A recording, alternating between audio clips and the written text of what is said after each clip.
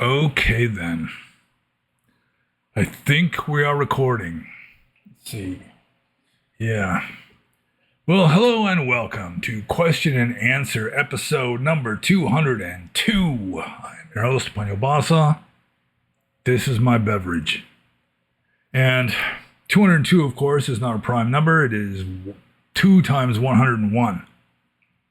So bear that in mind throughout the rest of this Q&A.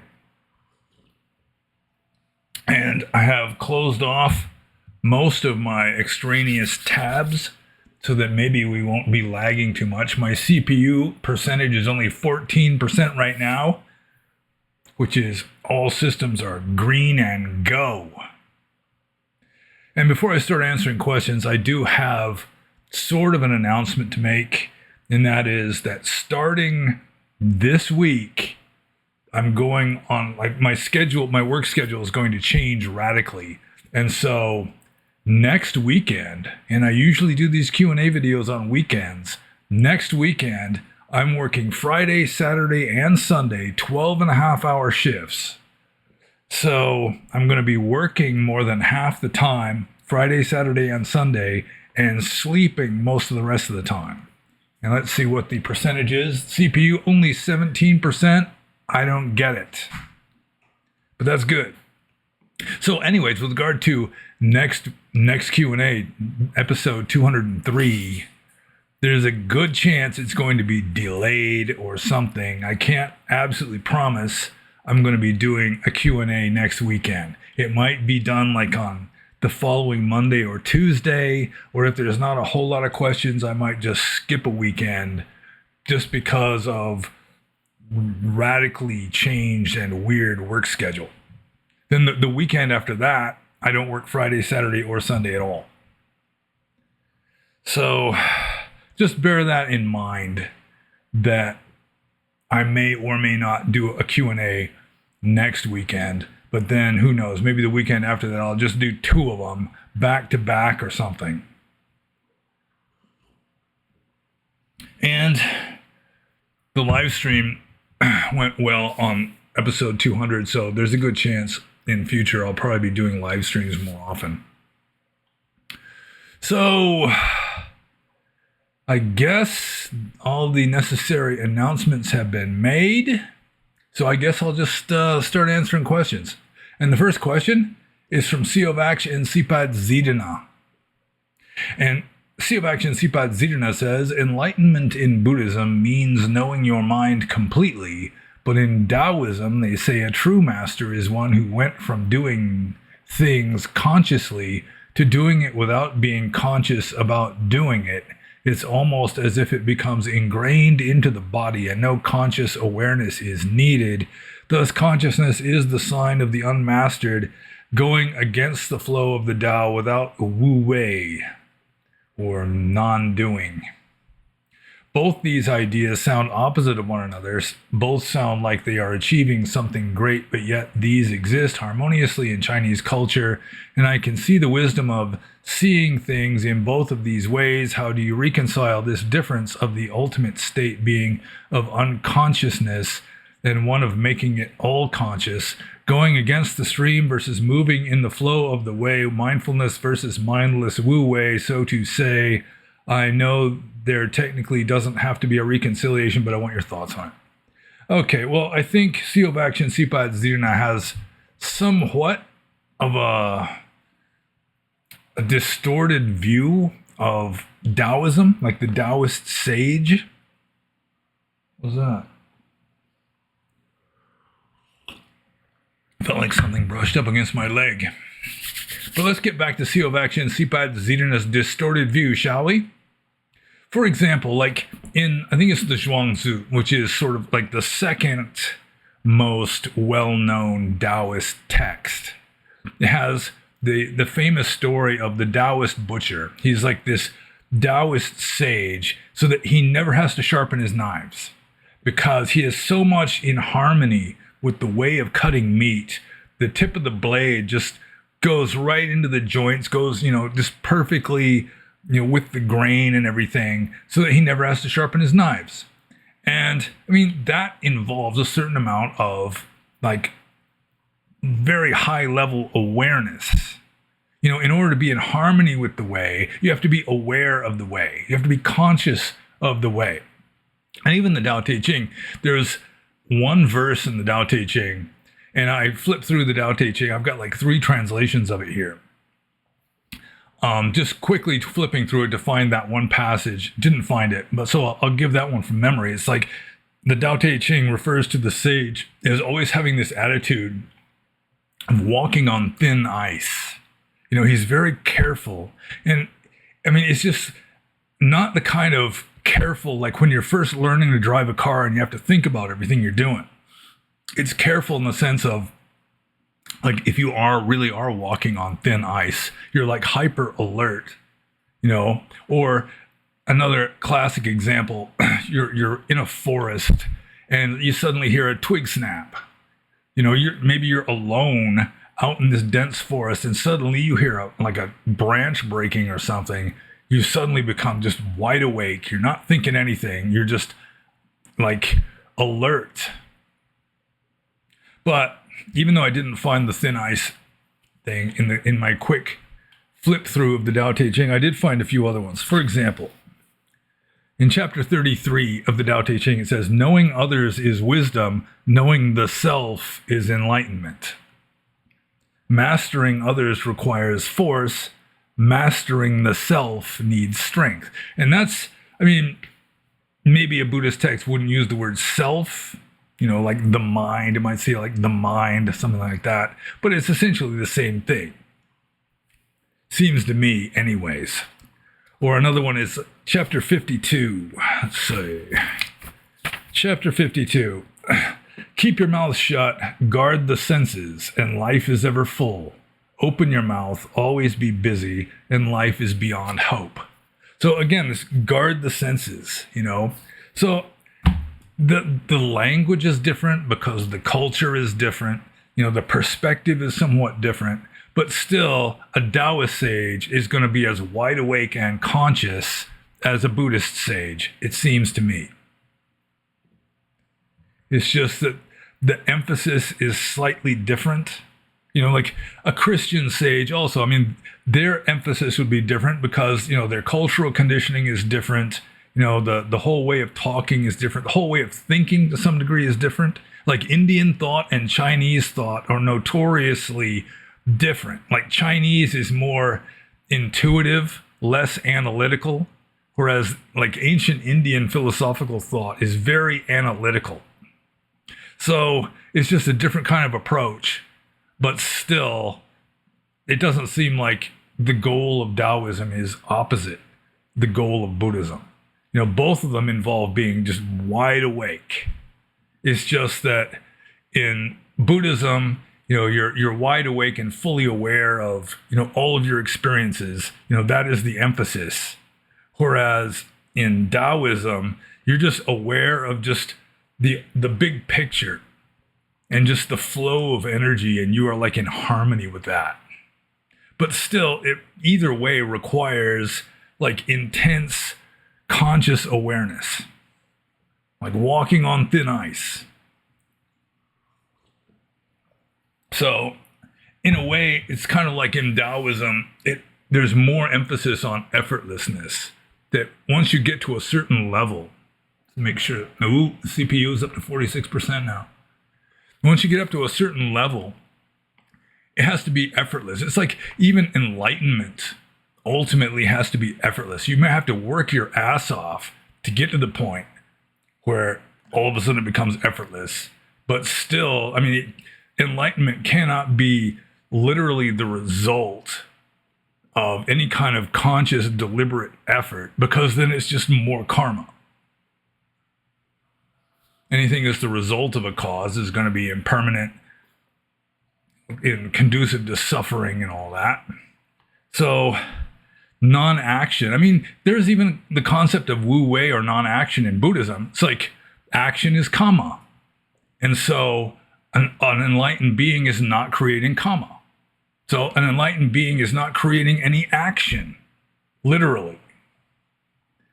So it's just different great minds from different cultures coming to the same general place the same goal, but because they have different cultural conditioning and all that, they just explain things slightly differently, or maybe even like at a superficial level, just obviously radically differently. But still, if you go into it, then you see that it's really not that different. And they're all attempting to describe essentially the same state, except maybe with somewhat different cultural conditioning that still adheres to the enlightened mind, because the enlightened mind is still, a human mind, and it has to have some kind of cultural conditioning.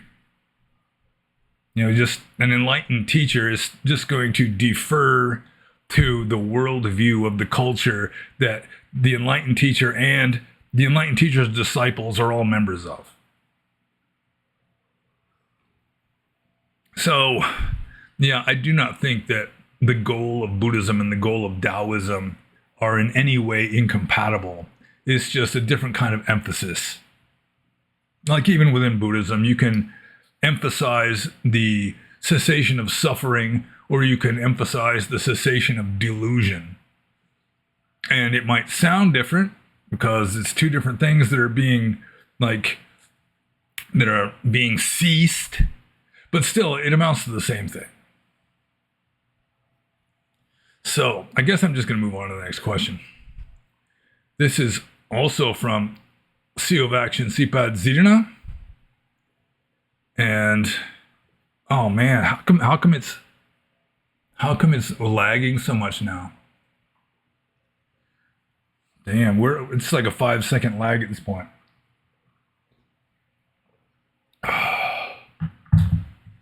And it seems to me that the only surefire way of eliminating this problem by using a computer to record these videos is just get a stronger, faster computer. Anyways, Sipat second question.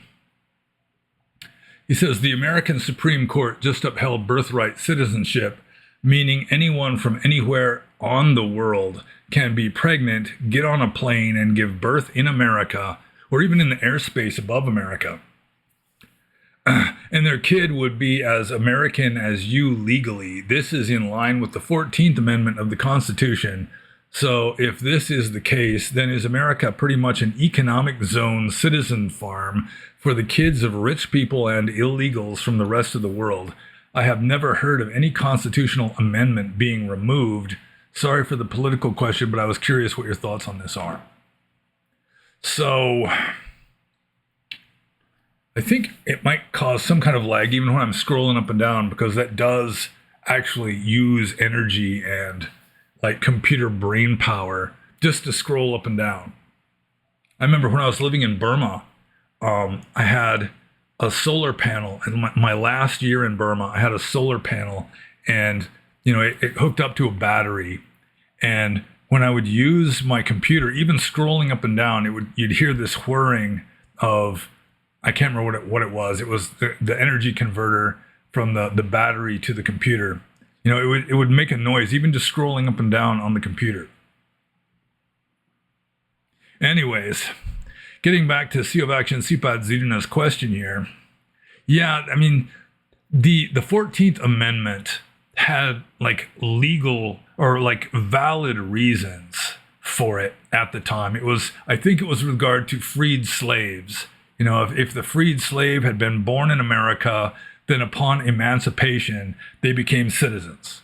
I mean, that was the original purpose of it. It was a valid purpose at the time. But now, as Sipat indicates here, that it's like birthright tourism or something. There's actually a name for this, where people, pregnant women, will come to America to have their baby just so that their baby will be a U.S. citizen.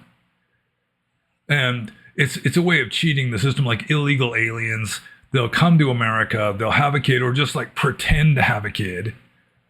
And then it's like the kid, or the sort of the pretend kid, becomes a U.S. citizen, which is sort of anchoring the whole family into America, because the kid it's even easier for the child of an illegal alien who's a U.S. citizen to get all the welfare handouts than it is for illegal aliens that don't have children.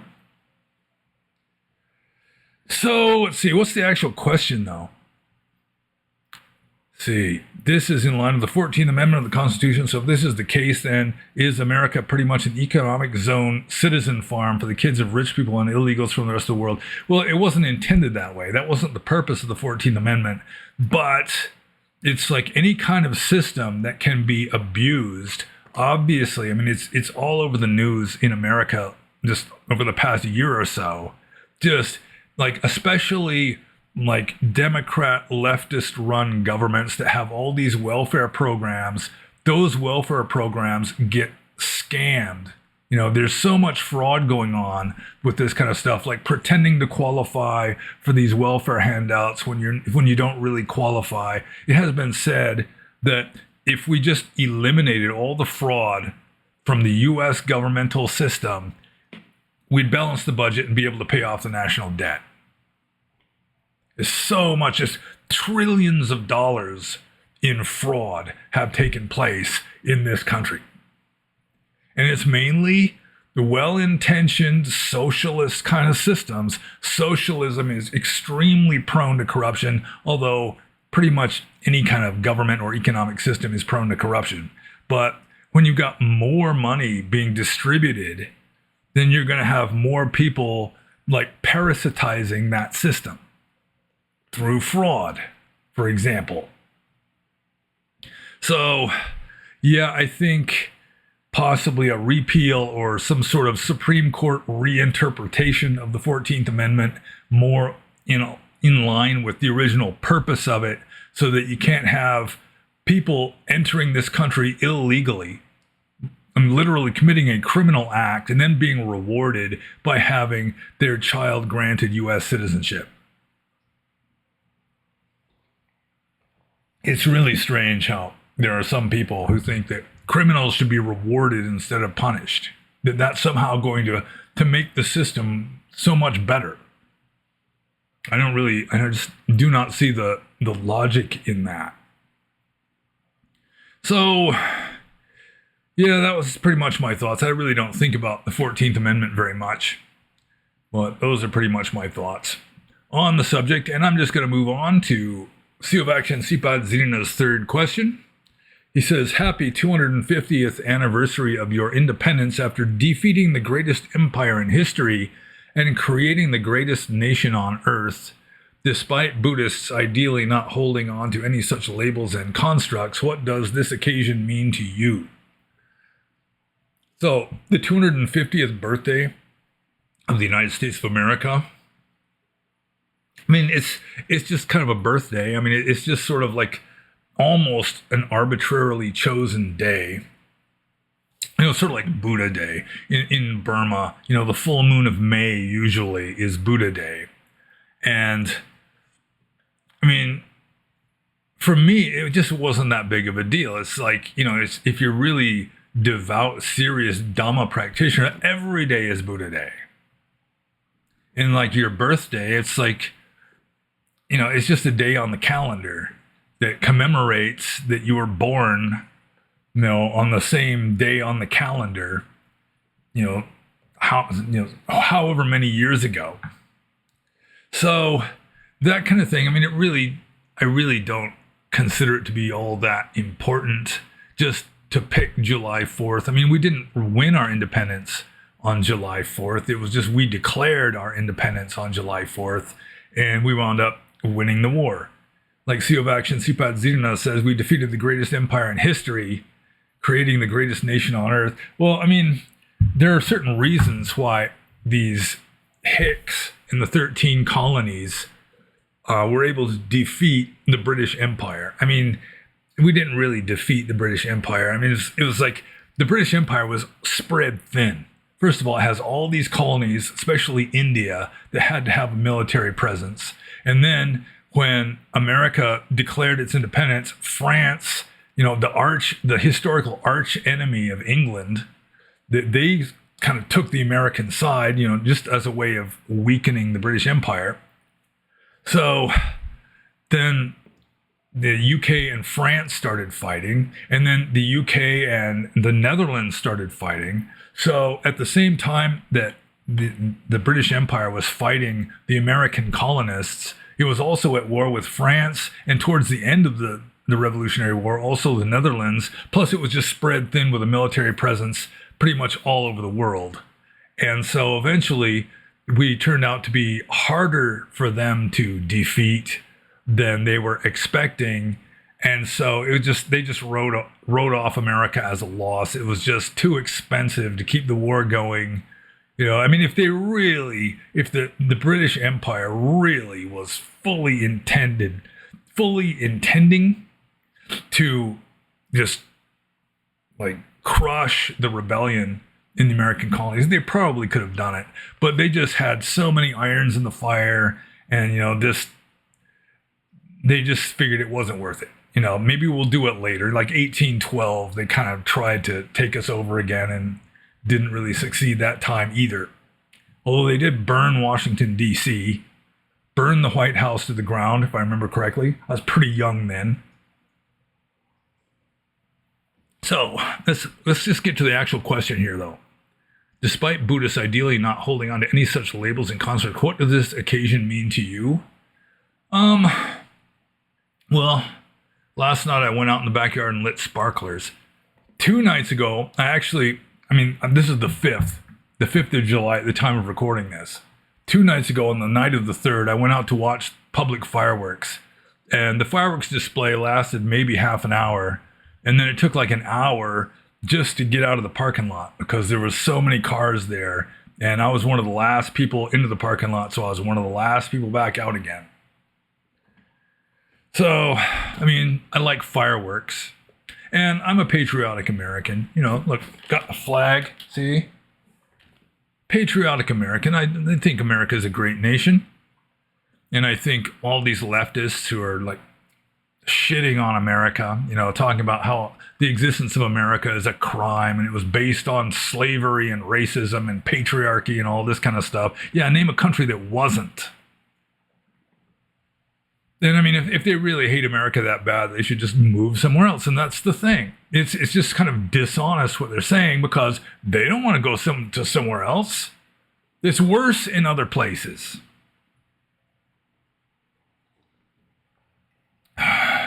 So, getting back to America's 250th anniversary, I'm old enough to remember the 200th, the bicentennial. I don't know what a 250th anniversary would be called.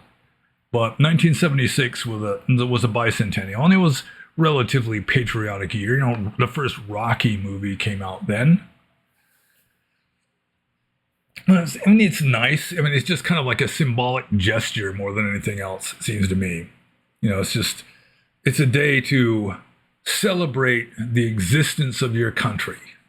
And America is a great country. You know, right now it's the number one superpower on the earth. And it's got freedom of speech. You know, it's like, you can read about what's going on in Europe or the UK or Canada. And, you know, it's like foreigners will molest a man's daughter. And if he complains about it, he can get punished worse than the people who molested his daughter in a place like England. It's just perverse. But, any government is created by fallible, foolish, unenlightened humans. And so any government, any social system is going to be foolish and unenlightened. There's no way of fixing that. But the American system is pretty good. I can't really think of a country that I'd rather be living in right now. So happy birthday, America. And I'm just going to move on to the next question. This is from Romeo. And Romeo says, recently there have been a few instances of tech titans being booed when talking about AI while giving commencement speeches. Apparently some college graduates aren't so keen on how AI will impact their job prospects and economic futures. This made me think of the Luddite movement of England in the 1800s when textile workers destroyed the machines in opposition to their being automated out of their livelihoods. It made me wonder whether a similar neo-Luddite movement could ever catch on in response to the looming AI takeover. Do you think a modern-day neo-Luddite movement could ever catch on to oppose AI and other modern technologies? If not, what does that mean for the future of humanity? Will humanity eventually be rendered obsolete? Well, whatever happened to those Luddites? I don't think they succeeded. I think that the technological, like the Industrial Revolution, just continued. So you can have neo-Luddites, sort of like the Amish in America. They're kind of Luddites in a way. You can have that, but I mean, it's not going to stop. Like, AI is the new nuclear arms race. That AI, a nation with advanced AI is going to be more powerful than a nation without advanced AI. And when the Chinese are trying to get their AI as advanced as possible, the Americans have to do likewise. I mean, it's just politically, it's virtually a necessity. So, I mean, AI is going to continue to advance, and it may be that our karma will be sufficient that we don't have some really wild technological singularity that happens. There are a lot of people who insist computers can't really become conscious. So, I mean, they're never going to become smarter than us, really. They're just going to be like processing machines, that kind of thing. But personally, I don't see why a computer is any less capable of becoming conscious than like neurons.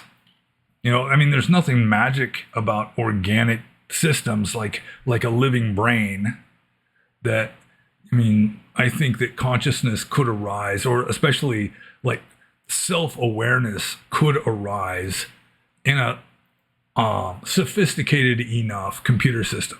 But let's just say, for the sake of argument, that AI can never really become self-aware. All it has to do is just mimic intelligence, mimic consciousness, which it can already do. I mean, it's pretty much commonplace now where you talk to a sales representative for some company, and it's like 5 or 10 minutes before you finally realize that's not a real human you're talking to on the phone. They're already passing the Turing test. You can talk to a computerized system, and it'll just be carrying out a conversation with you. And so that a lot of people aren't even aware that they're not talking to a real human. So it's already mimicking, like, more or less human consciousness. And so, I mean, that, as far as I'm concerned, I mean, even that's enough to trigger a technological singularity. And I mean, I was reading about the technological singularity like 10 years ago at least. And I mean, it was really kind of scary. The first time you read about the technological singularity, where like computers are getting smarter and smarter and smarter until, and when they start like being self-referential and like improving upon themselves, you hit this exponential curve. So that, I mean, when they become as intelligent as we are, which computer experts are saying is going to happen relatively soon, then within a very short time, they're going to be as much more intelligent than we are as we are more intelligent than ants or amoebas. I mean, we're talking like billions of times more intelligent than us. And whether they really are self-aware or whether they're just mimicking self-awareness doesn't really matter. And that's why it's called the technological singularity, because when you got a mind, or even like a virtual mind that is a billion times smarter than you are, you cannot even begin to predict what that mind is going to decide. Whether it's just going to keep us just not bother with us, just turn itself off, transcend, so that just leaving us behind here in the dust, or it's just going to see us as like being in the way and just,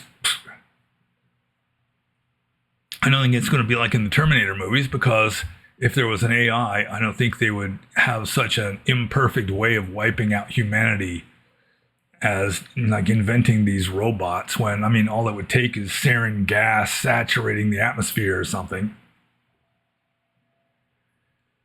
But yeah, I've written and said a lot with regard to the technological singularity, and people can opt out, they can become Amish or something, and it's really not going to change all that much. Everybody's not going to do it, and the governments are still going to be in this arms race, because we can't let the Chinese be the first one to get this. It was like Elon Musk used to say that it's, AI is like the Sorcerer's Apprentice, or it's kind of the kind of deal where you've got this not entirely skilled sorcerer who's summoning a demon, and he's following everything by the book, but still he always forgets something and the demon gets loose. So Elon Musk used to say that that's the way it was. Stephen Hawking, before he died, switched over from nuclear war to AI, like the technological singularity, as our greatest existential threat. But getting back to Elon Musk, I mean, it's like he said, well, I mean, I can just sit here and watch it happen, or I can participate in the hopes that I can maybe steer it in a safer direction. And that's about the best you can do. So yeah, there could be neo-Luddite movements, but I don't think they're going to stop like the development of technology. The only thing that's really going to stop the development of technology would just be some sort of cataclysm that sends us back into the Stone Age, or just causes us to become extinct.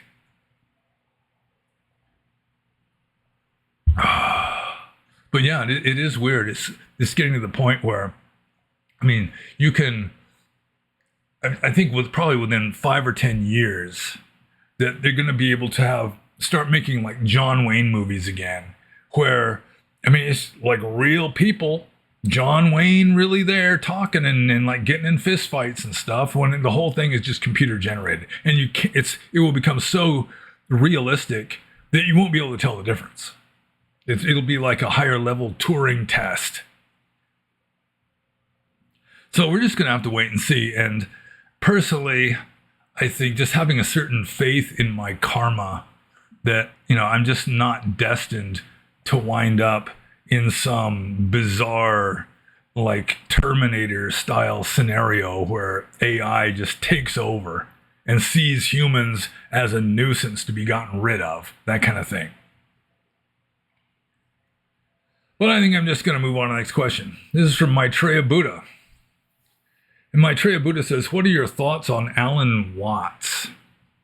And Alan Watts was more of a Zen guy who, I mean, he was in on Zen Buddhism, like right at the beginning, when Zen Buddhism was getting a name for itself in America, like back in the 1950s, with like the Beatniks and Gary Snyder and those guys. I read at least one of his books, and I've heard a few of his talks on YouTube. And he seems, I mean, I don't know exactly what to say about the man. I mean, there are some people like Ken Wheeler on his video says Alan Watts was evil. He was like he drank a lot, and I think he was like a counselor at a university, and I think he may have had some flings with some of the female students at this university. But I mean, that's more a matter of just being human than being evil, it seems to me. Although I guess there's a certain amount of overlap there. But I mean, he was a good writer. He was intelligent. He understood the subject matter fairly well. I don't think he was a Buddhist sage. He could talk like a Buddhist sage on occasion because he knew the material. So, I mean, he would fit into the same general category as a number of other people, like relatively like earlier Western pioneers in Buddhism, like T.W. Rice Davids would be another one. I think he had like three initials before the Rice Davids, T something W. I don't remember now. But I mean, just like an intelligent advocate of Buddhism who wrote well. I mean, that's about as far as I would take it. I really don't know much about his personal life. He apparently did have kind of a certain amount of scandal associated with him. But, I mean, that doesn't necessarily make someone like some evil antichrist being. So, yeah, I mean, that's about all the only thoughts I have on Alan Watts. You know, he was somewhat of an early Western authority on Zen Buddhism especially. And he was intelligent and wrote well and seemed to have a certain amount of wisdom. Although how much wisdom, I really don't know enough about the man to even make an educated guess. But I would, well, I guess I would guess. You know, I'd put him kind of in the same league as some of the other early, like, pioneering authorities on Western Buddhism. Or on Buddhism in the West, I should say, like Rice Davids. And I guess that's about enough of Alan Watts. And so I'm just going to move on to the next question. This is from Gnostic Rocker. And Gnostic Rocker says, have you ever told your current workmates that you were a world-denying hermit cave dweller recluse for many years? What was their reaction? And I mean, I don't advertise it. You know, it's not like, look at me, I'm special. You know, I was a monk who lived in caves for many years, that kind of thing. There are a couple places I've worked at. It's where, you know, the person who hired me is sort of like telling the workers there, telling the other employees, there's going to be a monk working with us soon, this kind of thing. But as a general rule, you know, I'm dealing with like mostly blue collar kind of, you know, normal people. And to be a cave dwelling monk in Asia, a Buddhist, Theravada Buddhist, I mean, most of them had never heard of Theravada before. I mean, they'd heard of Buddhism, but they just kind of lump it all, you know, Dalai Lama and that kind of stuff. You know, it's all just the same thing, you know, in their limited perspective on the subject. And it's just so weird. You know, it's just so, I mean, they don't know what to say. You know, so as a general rule, nobody even brings it up. I remember one time, a place where I worked at, this guy knew that I had been a Buddhist monk and really didn't talk about it much. And then I told him that I worked on a crab boat before, a crab boat in Alaska, and it's like deadliest catch. And he was more blown away by the fact that I had worked on a crab boat than that I had been a Buddhist monk for 30 years. You know, it was something that he could visualize. He could kind of imagine it. And, you know, it was more within his grasp. You know, just, I mean, he'd watched Deadliest Catch, so at least he had some familiarity with people that work on crab boats. There's not a whole lot of TV shows, reality shows about cave-dwelling Buddhist ascetics.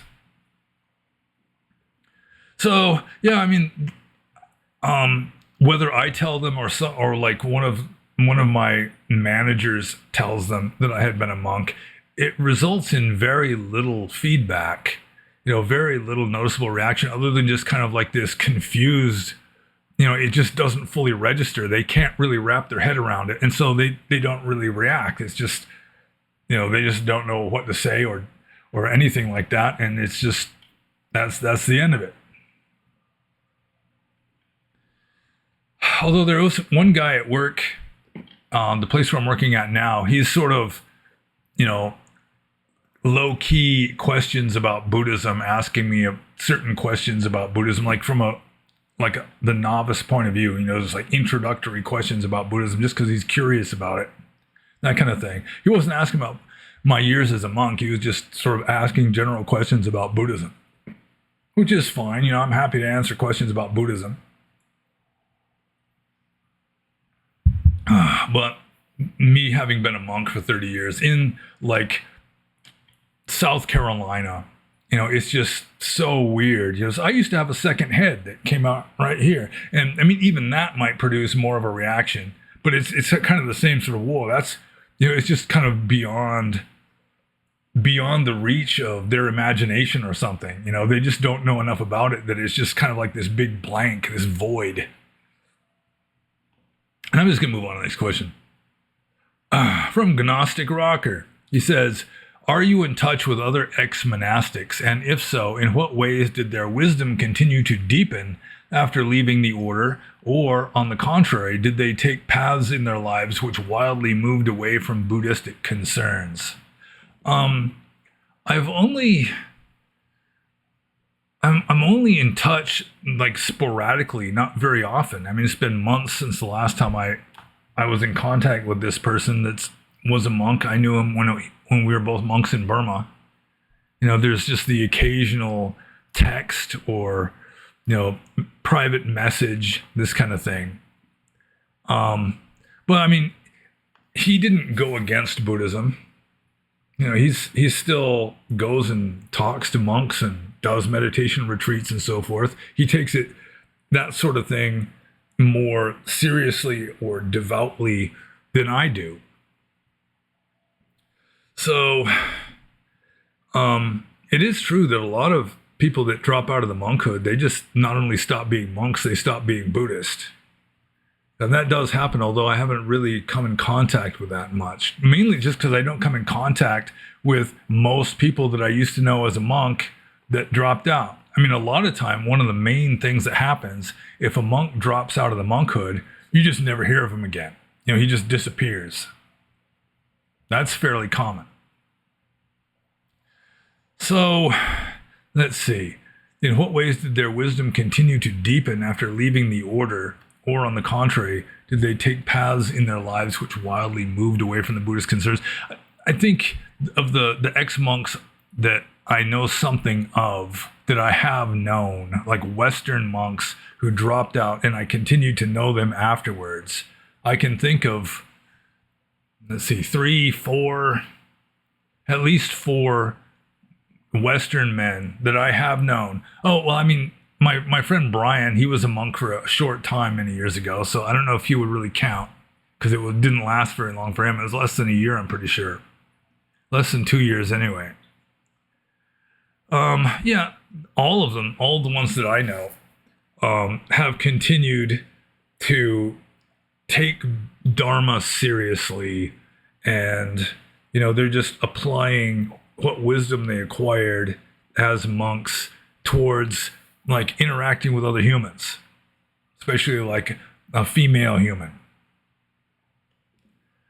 And, you know, they're still trying to help people. So, yeah, I think most of the ex-monastics that I have known, especially Western ex-monastics, you know, they just continue their practice along more lay lines. And in Burma, it's like most men have been a monastic at one point. I mean, it might just be for a week or so, but it's like a manhood ritual in Burma, also in Thailand, that a Buddhist male will be ordained at some point in his life, usually early on. And even the king of Thailand, I'm pretty sure, he was ordained into the Sangha for at least a short time, and, you know, walked for alms and all that. So it's different for Asian Buddhists. I mean, obviously they're still Buddhists afterward, maybe even more Buddhist.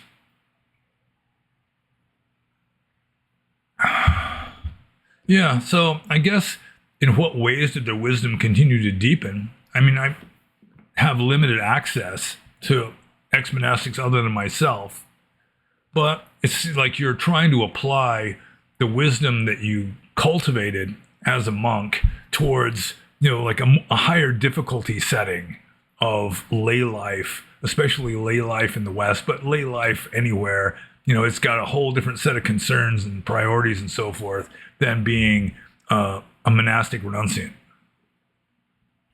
So, yeah, it's sort of karmically more messy, but at the same time, you're still cultivating wisdom. And I'm just going to move on to Gnostic Rocker's third question. He says, I have been listening to Theravada monastics giving Dhamma desanas since the late 1980s.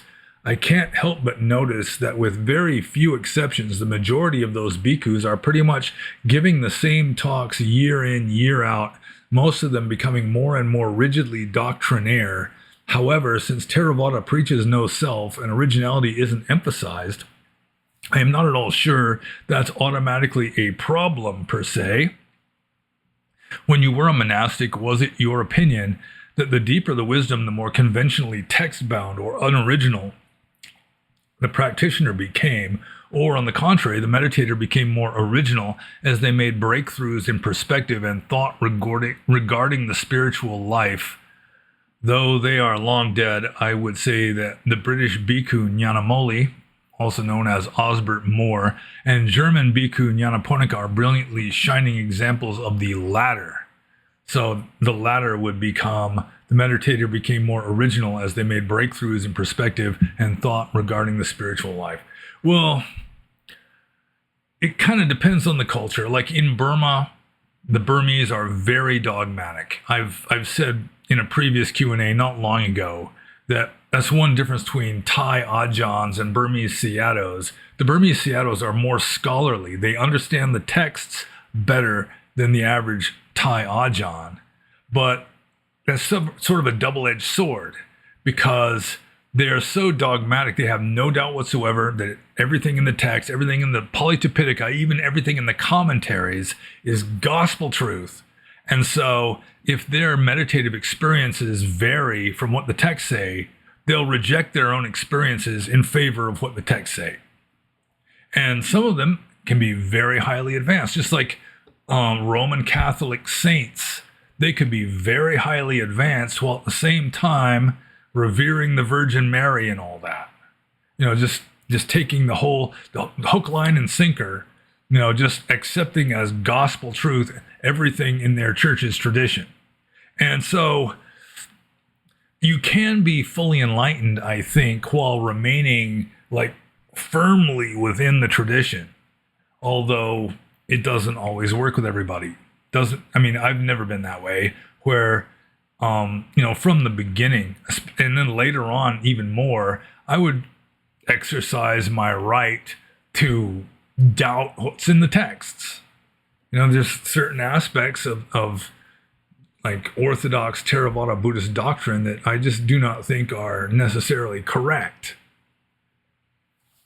Like the standard interpretation of Paticca for example, or like the 4 stages of Aryahood would be another one where it's like, yeah, I got me doubts about that. So the actual question here, I think, it depends on the individual, but if you're capable of critical thought, you're not just like a conformist by nature, then yeah, as you make more spiritual, you acquire more spiritual insights, you're going to deviate more from what the texts say. But in a culture like Burma, to deviate from what the texts say is to deviate from the truth, essentially. You know, you're a heretic, or in my case, at least because I was a foreigner, they would charitably say, well, he's just a foreigner and he just misunderstands certain things. But a Burmese Sayadaw who's deviating from what the texts say, he's got to really dig in and defend what he's saying as well as he can, at least finding obscure statements and sub-commentaries. Like the whole Mahasi tradition, probably the best known meditation tradition that came from Burma.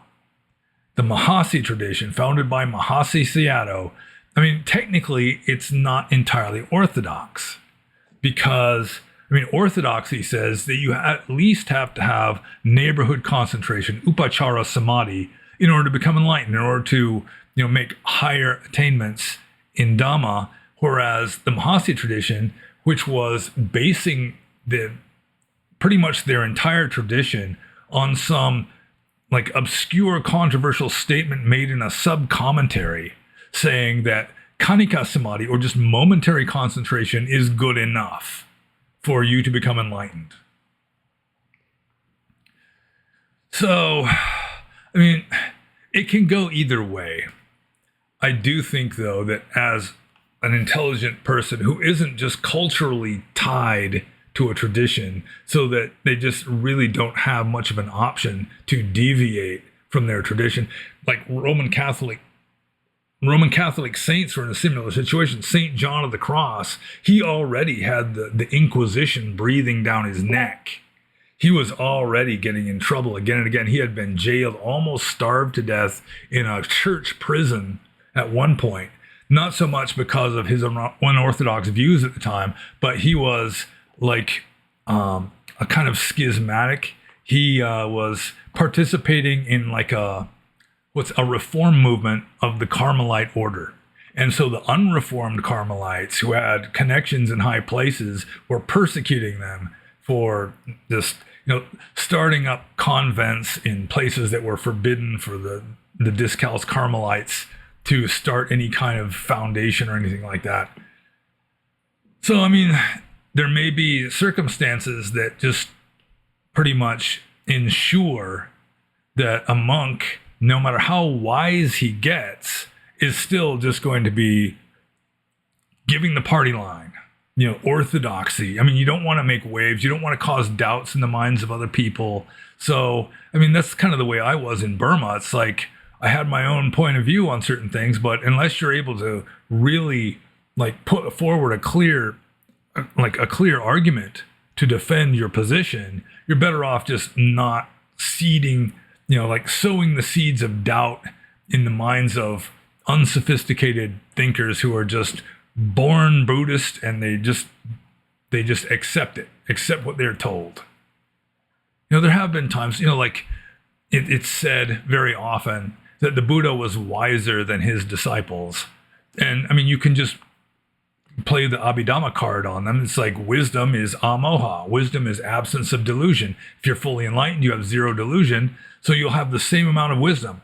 The Buddha and in the lowliest, like dry visioned arahant who doesn't even have psychic powers, both of them have zero delusion, and therefore they are maxed out on wisdom. So, I mean, a lot of monks wouldn't even go that far. I mean, they don't want to make waves at all. They're just grateful, and they're just doing their thing within the constraints of the rules of the game that they have opted into. So, yeah, personally, I'm more along the lines of the person who will just call them as I see them, and if it deviates from orthodoxy, so be it. Especially now that I'm in the West. But it doesn't work that way with everybody. But I do think that unless you're the product of a culture or living in a culture where, I mean, you're going to be causing trouble by deviating from orthodoxy, then I think probably most people, as they get wiser, they'll start teaching more in line with their personal insights, regardless of whether those personal insights are orthodox or not. And if you really take that to extremes, then you wind up starting a new religion. Okay. Yeah, the CPU is at 57% right now. It just went up when I scrolled. It's too bad, really. Anyways. Yeah, it's like a 4 or 5 second lag now. It's not even funny. Anyhow, the next question is from Philalethes. And Philalethes says, thoughts on astrology? And then he continues, I'm starting to think it really works, especially when you get into the more intricate traditional Hellenistic stuff with triplicities and lots and such. Also, according to trad astrologers I talk to, I'm always going to be a mere commoner with regard to money and authority. Orwell dies a little inside.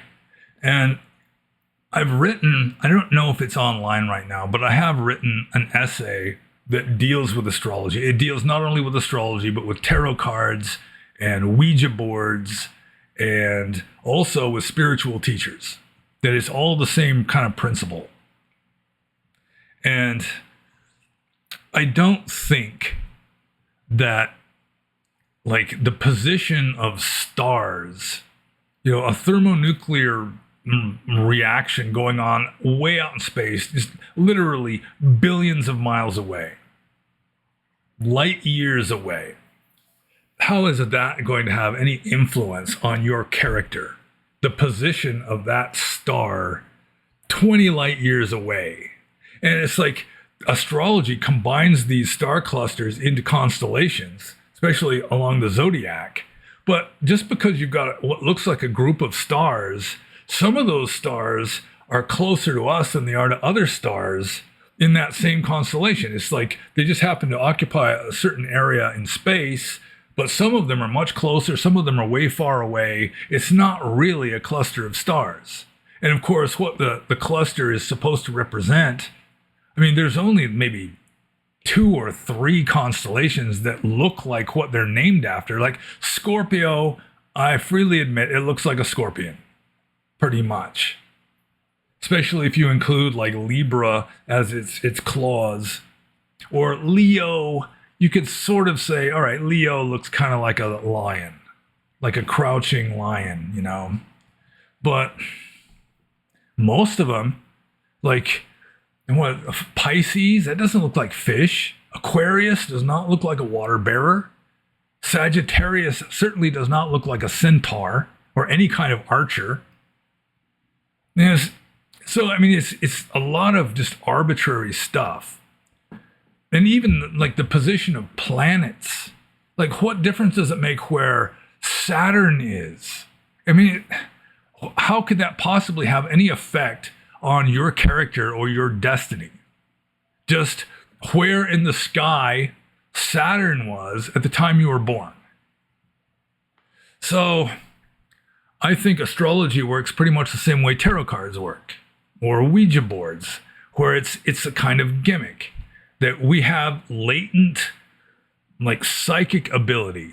We have access to truths that are like occult truths. They're hidden, they're concealed, just due to the limitations of how our ego works and everything. But we've got it deep down. We have access to essentially infinite knowledge, but we just don't believe it. We don't have faith that we have access to this, and so we have to come up with some kind of gimmick. It's like Mary Baker Eddy. I mentioned spirit mediums also in this essay. Mary Baker Eddy, the founder of Christian Science, the Church of Christian Science.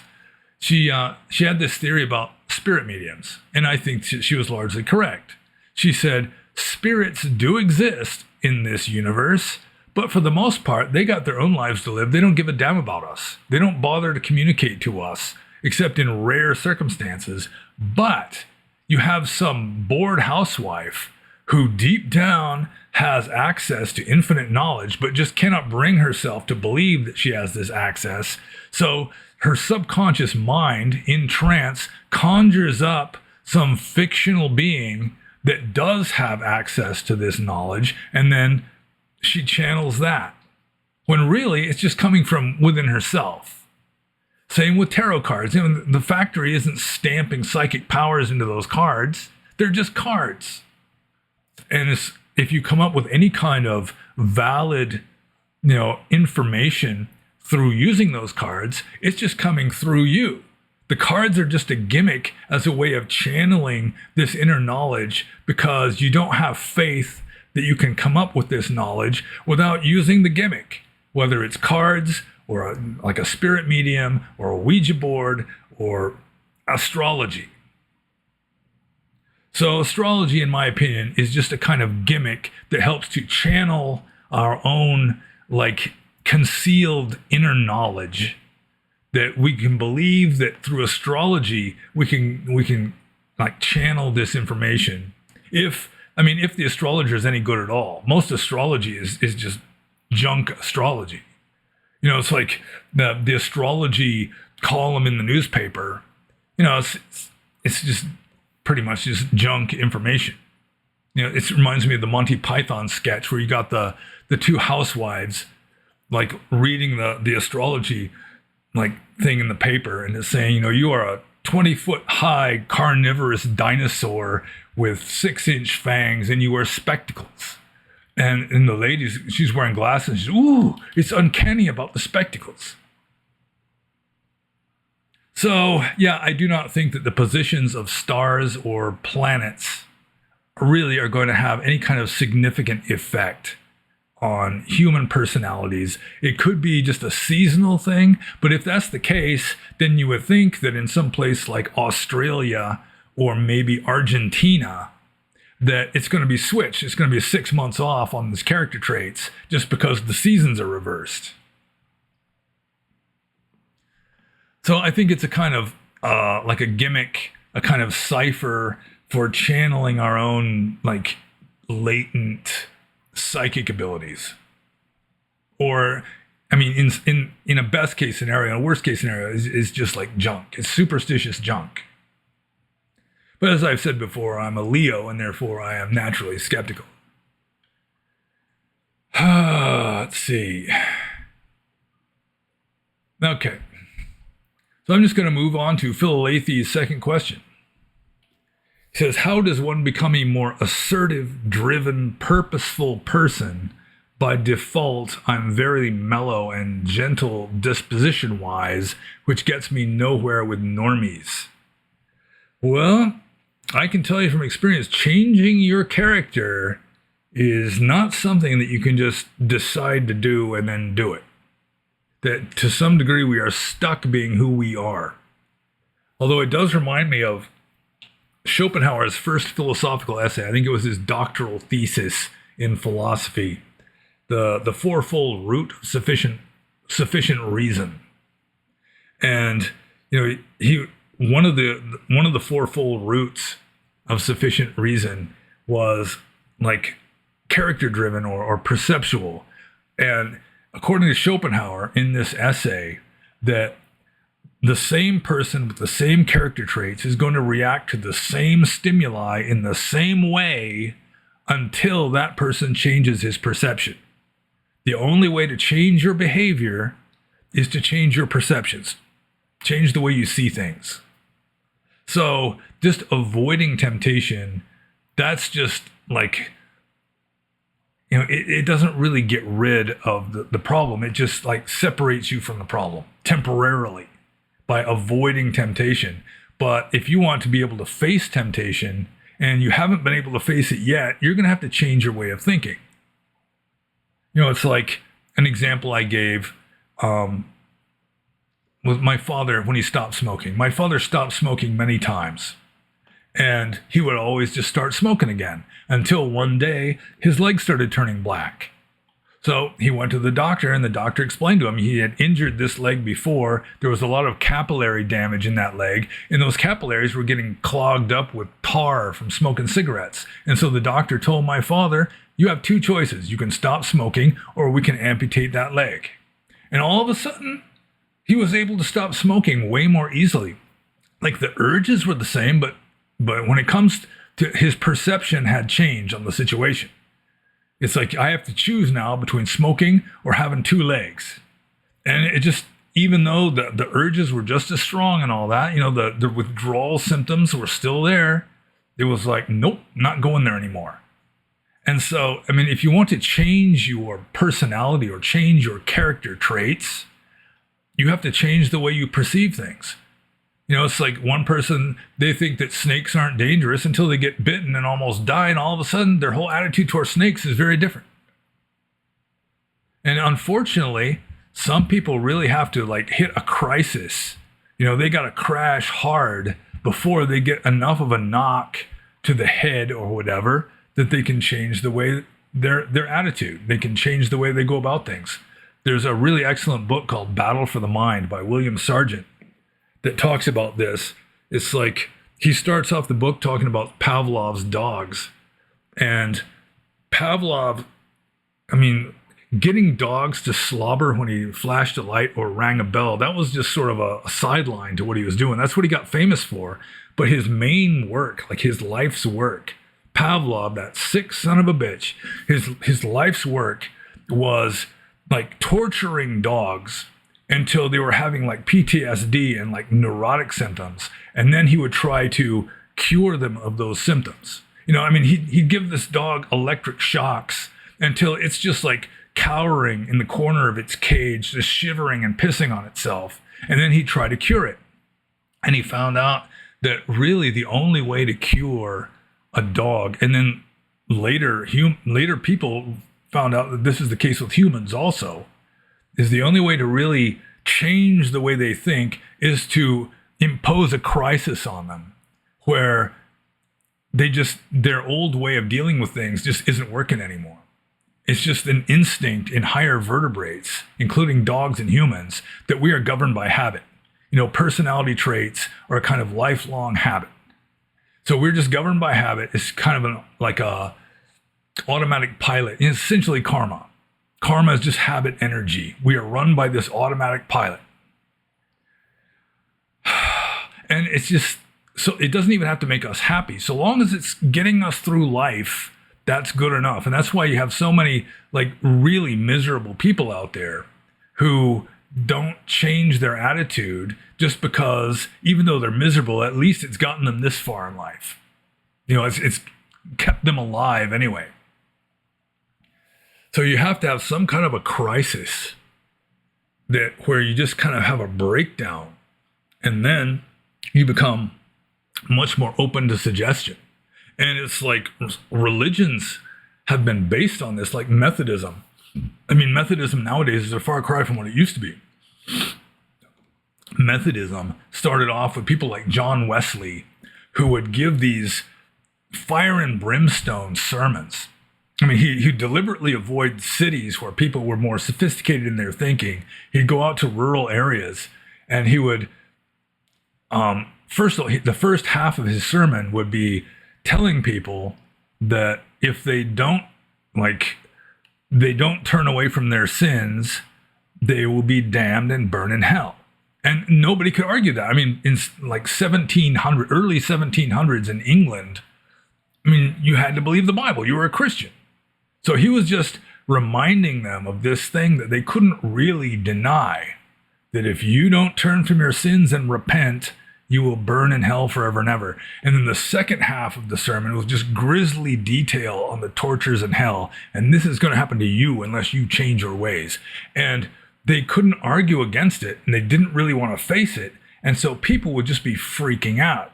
They'd be like going into convulsions and just like having a seizure on rolling on the ground with the foaming at the mouth, just completely freaking out. And then they would pass out, they'd eventually lapse into unconsciousness. And then you have like helpers, John Wesley's helpers would come and they'd kind of coach them after they regained consciousness, and they'd be born again. And then they'd be good Christians after that. But it takes some kind of a crisis as a general rule.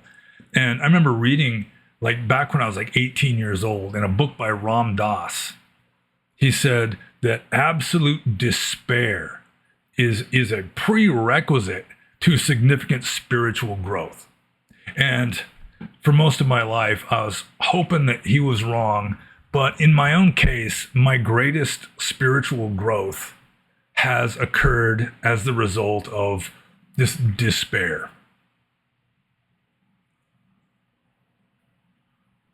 So, I mean, maybe you can do certain things to make yourself more assertive, driven, and purposeful, just like become more physically fit, maybe, just being like, healthier, like higher testosterone levels and so forth will make you more like self-assured and aggressive in a masculine sort of way, I suppose. That might do something. But, I mean, for the most part, we're stuck being who we are. And so if you want to be more assertive, driven, and purposeful, you might be creating unnecessary suffering for yourself by just desiring things to be different than they are. But if you feel like you really have the need, that it's just really not serving you not to be more assertive, driven, and purposeful, then, I mean, you may have to, maybe go to a rigorous meditation retreat which is sort of like military basic training that could trigger this crisis. Something like that, maybe.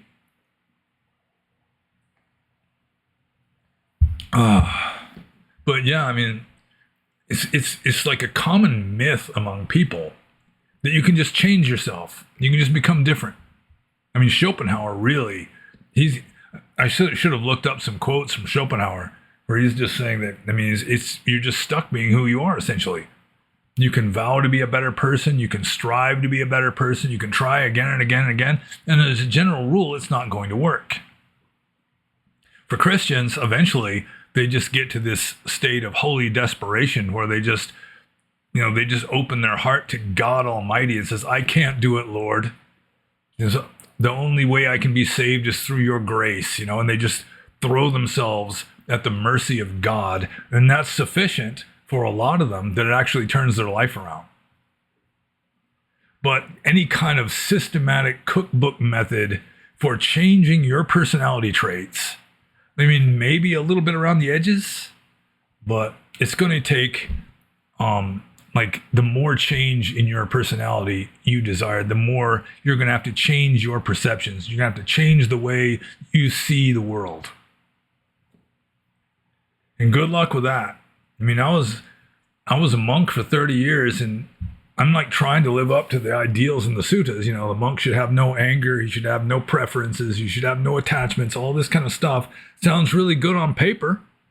But in reality, to some degree, you are just stuck being who you are. But at least you can be who you are perfectly. So that's the one thing you can do perfectly in this world, is just be yourself. Even though in Buddhism, there ultimately is no self. That's a tough one. That's rough, because that's one reason why most monks never become enlightened. 99.99% of monks never become enlightened. That could be like a low estimate, maybe a high estimate. It could be even less monks become fully enlightened. It's because they're trying to become a different person. And it just doesn't work that way. They're just stuck being who they are. And if you're like a hothead, you're pretty much stuck being a hothead. There's certain ways of changing. I mean, like, I think it's in William James's The Varieties of Religious Experience, where he says that there was an old saying that the only cure for dipsomania, which is alcoholism, is theomania, or finding religion. So it's like you're replacing the fervor of drunkenness with a new fervor of religion, which kind of takes its place. So that's one way of doing it. You're going to have to replace one thing with something else of like equal force. But good luck with all that. I'm telling you, changing yourself it's much easier said than done. So it could be that the wisest course to take, unless you're really willing to try something radical, inflict a crisis upon yourself, might just be making peace with being this kind of a non-assertive, non-purposeful kind of person.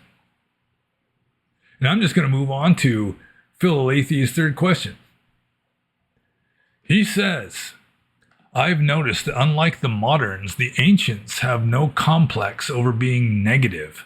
The Romans made the vinegared Epicurean satirist their ideal of the poet and gave him state funding.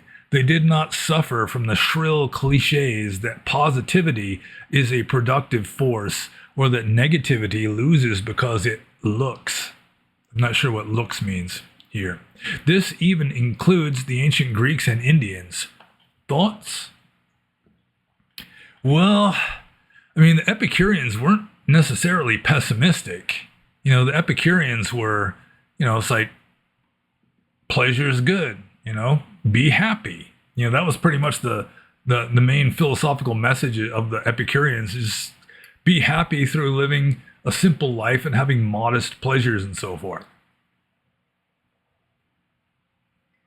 I mean, a certain amount of optimism really caused the Romans and Greeks to survive. I mean, they weren't quitters. They weren't black-pilled. I mean, they might have been black-pilled about the inevitability of death, but still a glorious death was considered to be better than just, dying dying in bed of old age or some such. I mean, it wasn't just being just negative that caused the Romans to defeat Hannibal or defeat so many other enemies and become like the world's superpower, at least in the West. It wasn't negativity that caused the Greeks to defeat the Persian Empire, which was the most powerful nation in the world at the time, probably. So, yeah, it's more like realism, like the Stoics. They weren't really negative. It's just accept whatever happens with equanimity. That's pretty much what the Stoics were going for, it seems like. And also, moderation. Even the Cynics weren't particularly black-pilled.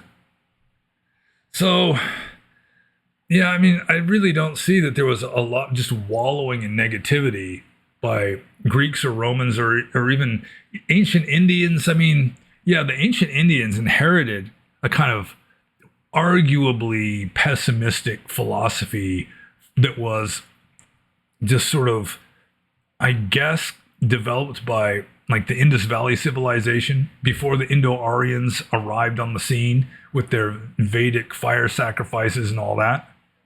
You had like the Indus Valley civilization, which had this belief that the world is a bad place. You should try to escape from this world through purification, purify your spirit, this kind of thing. So, I mean, that's kind of negative, I suppose. Buddhism, I mean, it could be said to have a certain emphasis on negativity, although there is a way out of that, this world, which is, you can say it's negative to say that the house is on fire, but at least there's the positivity of we can get out of this house and not burn to death. So, yeah, I mean, I think the Greeks and the Romans, they were more cynical in a certain way about just accepting the inevitability of death. I mean, death and suffering and misery and all that, it was just part of everyday life pretty much, especially back then. And they just kind of made their peace with it. It's the way it is. Or like medieval Europe, especially around the time of the bubonic plague, the Black Death, they'd have the dance macabre, the dancing skeletons like you see on like old Grateful Dead advertisements, I mean, they'd have like the human skull at the feast, the memento mori, reminding everyone they're going to die, that kind of thing. So even the medieval Europeans, I mean, they weren't completely morbid. There's always going to be a balance of positivity and negativity. They just kind of use that as a kind of, I don't know, memento while they're wallowing in the feast, the pleasures of the feast. At least they got that human skull on the table. So let's see. I need to look at this question a little better, because the only question is at the end is thoughts. I mean, the ancient Greeks, I mean, they were not pessimistic people.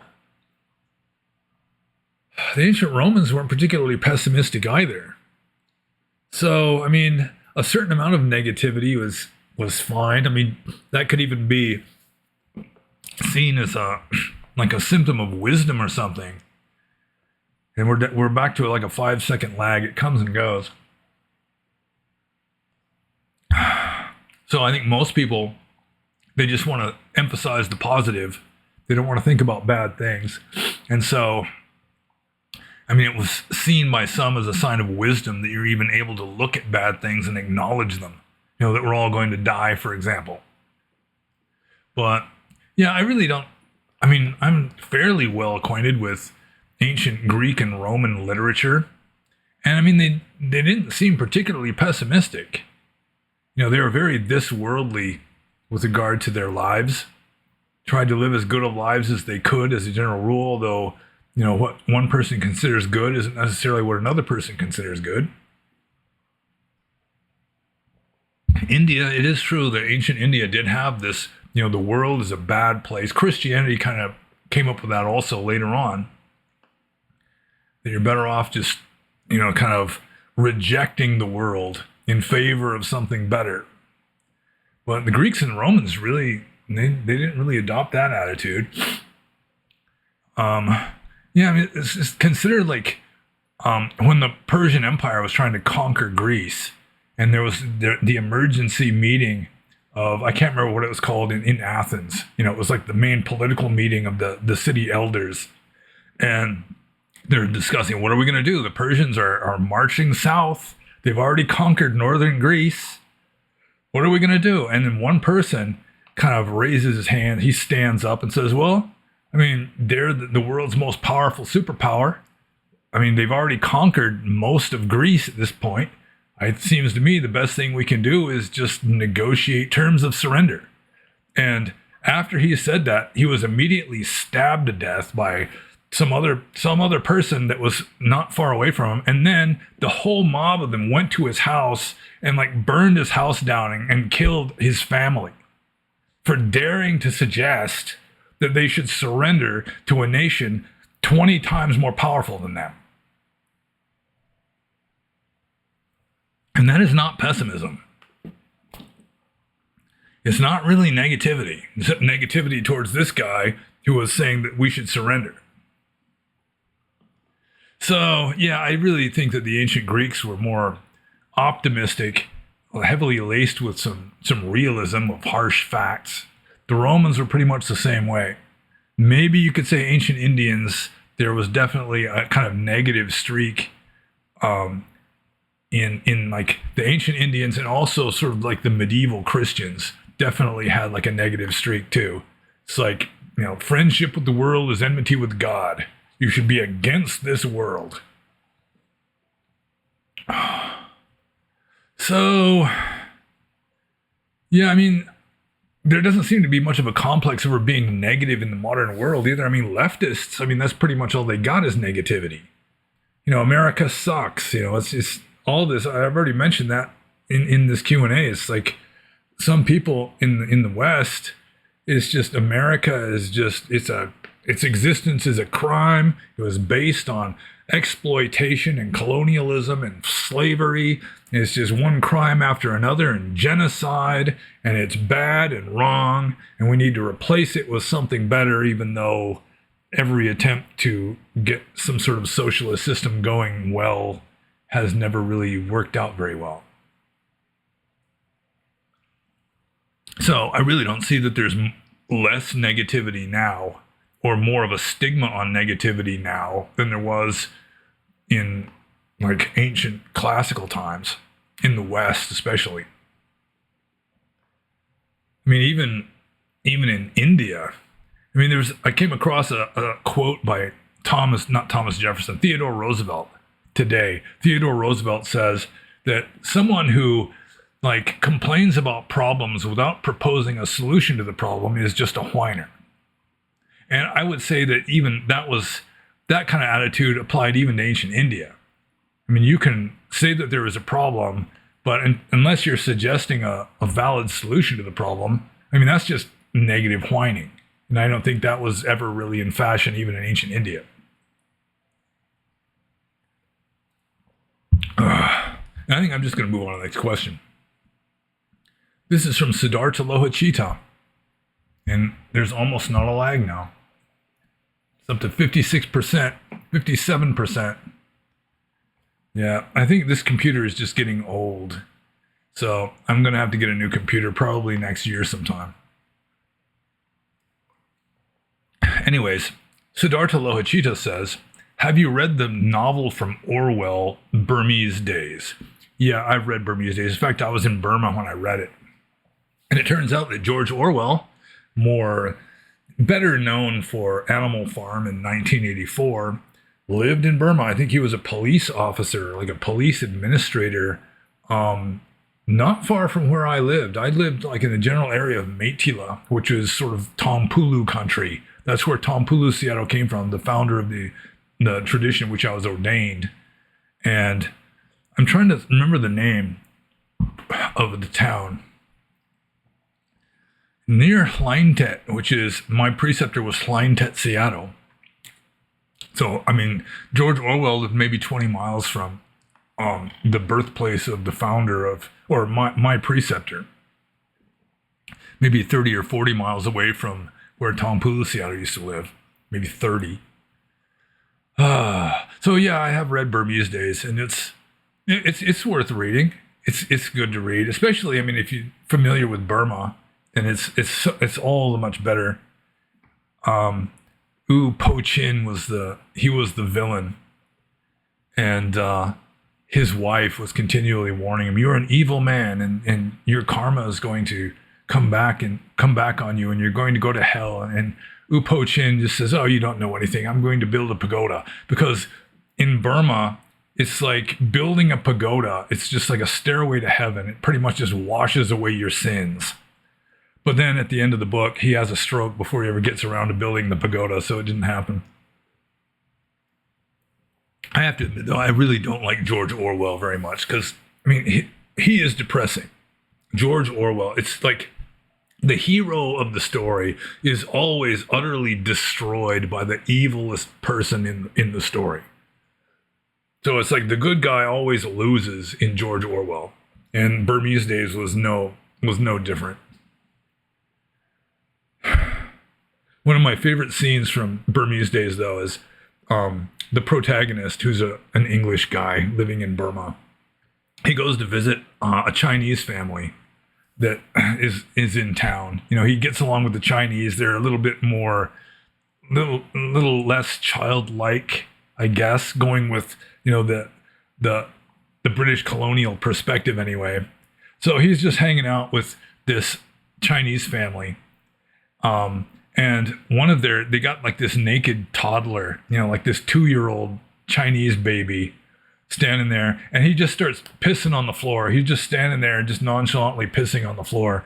And one of the English people in there, I think it's a young woman, she's like, I mean, she's just in a state of shock that they would let this baby just stand there and piss on the floor in this shop. You know, sort of like one of those places where it's the shop in the front and the family lives in the back.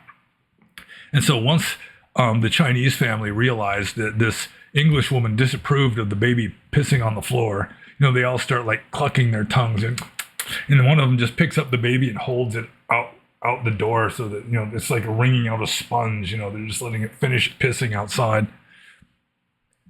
I mean, George Orwell did have some insight into what it was like to live in colonial Southeast Asia. But yeah, I have read it. And I think I'm just going to move on to the next question. This is from Yoshibui. Although in the back of my mind, I'm still trying to remember the name of the town where George Orwell was stationed. It's not far from the town of Metila.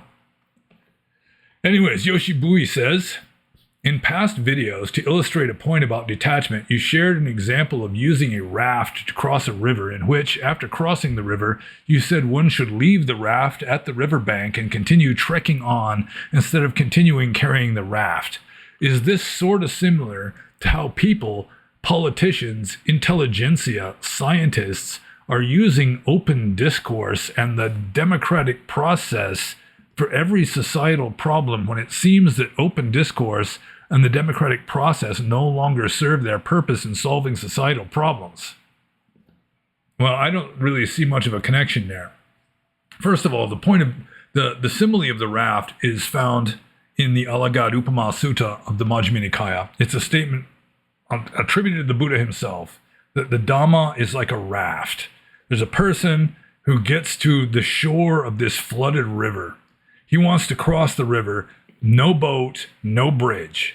So what he does, he just gathers together a bunch of essentially rubbish, tree branches, vines, grass, leaves. He just kind of combines it all together, ties it together with like vines, and uses that as a float. He gets on the float and then is like kicking and paddling his way across the flood till he gets to the other side. And then once he gets to the other side, he doesn't need this raft anymore or this float. So he just cuts it loose and lets it wash downstream, or just beaches it, continues on his way. So, I mean, the Buddha compares that to Dhamma. Buddhism itself is just like convenient rubbish that helps us to get enlightened. And then once you get enlightened, you don't need it anymore. You just leave it behind. It's just this worldly samsaric gadgetry that you use, like a gimmick, to get enlightened. Being enlightened is the point. It's like all these rules and methods and everything are not really the point. That's just a means to an end. So, how is that sort of similar to how politicians or scientists are using open discourse in the democratic process? No, not really, because, I mean, you'd have to solve the problem with it before you let it go. You don't just pretend to solve a problem. I mean, that's apparently what the politicians and these scientists, it seems like what they're doing, because according to Yoshibui, it doesn't really solve the problem. It no longer serves the purpose, as he says. So, I mean, it didn't really serve the purpose at the time they were using it, really, it seems to me. So, I mean, a better example is just like, I mean, you need to pound a nail, so you pick up a hammer, you pound the nail, and when you're done pounding the nail, you put the hammer back down and leave it behind. You know, put it away in the toolbox or whatever. You know, it's like you use something until it's not useful anymore, and then you stop using it. I mean, that's essentially what it's all about. So, yeah, I really don't think that politicians really get to that point. I mean, sometimes it's like you're using someone who's useful to you until they're no longer useful to you, and then you just throw them under the bus. I mean, that could sort of be like a really worldly, cynical kind of analogy to the simile of the raft in Buddhism. It's just you use something until it's not useful anymore, and then you just cast it aside, put it away, leave it behind. And there's all kinds of examples you can come up with regard to that. I think that the politician and scientists using the democratic process and open discourse is like a really obscure attempt at an analogy with the simile of the raft. I mean, essentially the simile of the raft, Dharma is like this contraption made of junk that serves a purpose, and once the purpose is served, you don't need it anymore because it really is ultimately just junk. So, yeah, I mean, it's like you use a leaf to, you're out in the woods camping or something, you use a leaf to like wipe your butt or something, then you just throw it away. You don't need it anymore. I mean, that would be like probably a more accurate sort of analogy. You know, you just pick up some kind of piece of junk, something of little value anyway, use it to serve a purpose, and then just throw it away. If politicians or scientists are actually like solving a problem by using something of little value and then just casting it aside, then yeah, that'd be an example. But like open discourse and democratic process, it never really gets thrown away. At least, I mean, I don't really follow this kind of analogy well enough to really see how it would be applicable and how it would not. Anyways, I'm just going to move on to the next question. And this is from Ethiopian Fake Tig. And he says, can you talk about when and how you met your sweetheart? And I mean, it's kind of personal, private kind of stuff. Although I will say that we originally became aware of each other's existence on minds.com, which neither one of us uses anymore. It was like once Elon Musk bought Twitter, Minds just kind of become obsolete, because Minds was sort of like a refuge for people that had been kicked off of Facebook and other social media back in like the days when it was all run by the left, and if you said anything that deviated from what the left wanted people to talk about, you'd just be kicked out for violation of, you know, terms of use or whatever. So Minds became a holdout for like edgy shitlord type of people and just free thinkers and so forth. And we became aware of each other's existence there, and started liking each other on just in our interactions on minds.com, which neither one of us uses anymore. And I'm just going to move on to Ethiopian Fake Tig's second question. He says, I like how you said you don't want to shut the door on yourself when it comes to potentially becoming enlightened in this life, And in many circles, almost everyone says they aren't enlightened, and enlightenment is seen as a very rare and impossible attainment. Could you perhaps recall anyone you personally have interacted with where you thought to yourself, oh, this person seems advanced or potentially enlightened? Yeah, this is a question. I think it was the previous Q&A or the one before that where a similar question was asked. Have you met anybody that you think might have been enlightened? And possibly my best guess would be Shui Umin Seattle that I met in Mon State in southern Burma back, mid-90s. He was still alive back then. He was about 90 years old, but he was just wide awake, just looking just intently, he obviously was fully there. Unlike the old monk that was with him, where, his faculties were pretty much gone. You'd have to yell into his ear, and even then you weren't sure if he really understood what you were saying. Man, having some technical difficulties here with the upper respiratory system. Just a second.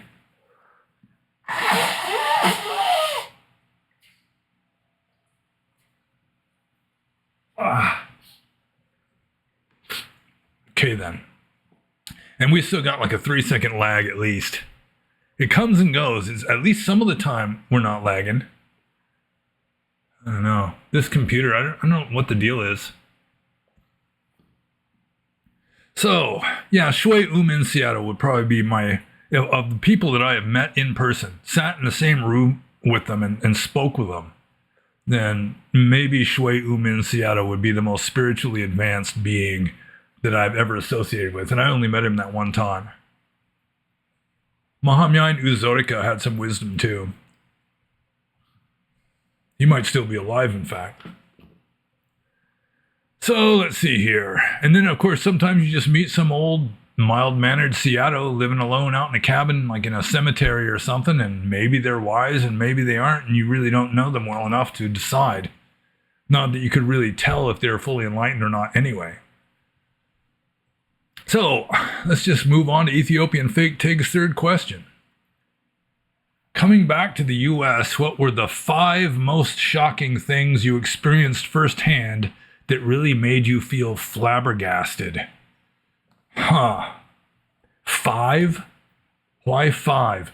What were the 5 most shocking things you experienced firsthand? Well, gosh. Internet, that was pretty wild. Internet's like a revolution. So there is that. Everything is digital. Everything became digital while I was gone. So there's that. People became wimpier, more feminized, I guess. Like, I remember one time I was in Bellingham, Washington, and everybody that was riding a bicycle was wearing a helmet.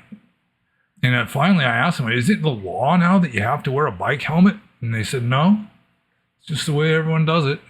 And then speaking of that, a similar case is little kids playing in a playground, like a daycare playground. They're wearing helmets. Little kids on a playground wearing helmets. So, also, it's like, it wasn't until I came back to America that I saw like women walking their toddler on a leash. They got a leash hooked up to the kid. So, it just seems in that case that, America had become more feminized, I think. It just seemed like, more worried about safety, that kind of thing. Security. So that's 3 or 4, I guess. It seemed to me when I came back to America in 2011, staying in Bellingham, Washington, that people were working harder to live at a lower standard of living than was the case like in the 1980s. So, I can't really say that I was flabbergasted, but that was one of them. Oh, also, I guess I'll throw this one in. This was kind of a major one. That I was a monk in Burma, called Venerable Lord, people bowing to me and all that. Not that I insisted on it, it's just the way it went there. And then I came back to America thinking that, there's more need of Dhamma teachers in America, that there'd be some people that would appreciate my presence there. And at the Dharma Hall in Bellingham, I mean, it was sort of like lukewarm at best. I mean, there were a few people that were enthusiastic about me being there. There was an even larger number of people that just felt threatened. Like the Dharma teachers there, I mean, I was like moving in on their territory. You know, they went into like defense mode, like evasive maneuvers, this kind of thing. And a lot of people, Western Buddhists, they just resent the existence of monks in general, which is, I mean, to me, that was one of the most amazing things I experienced upon coming back to America, that I actually received more like disdain inside the Dharma hall than just like out on the sidewalks of the town, or that I received more respect from the New Age community than from the Buddhist community. You know, the New Agey kind of people, they're very open-minded, you know, they'll accept pretty much anything. And so I just got more acceptance from them at first than from the Buddhist community.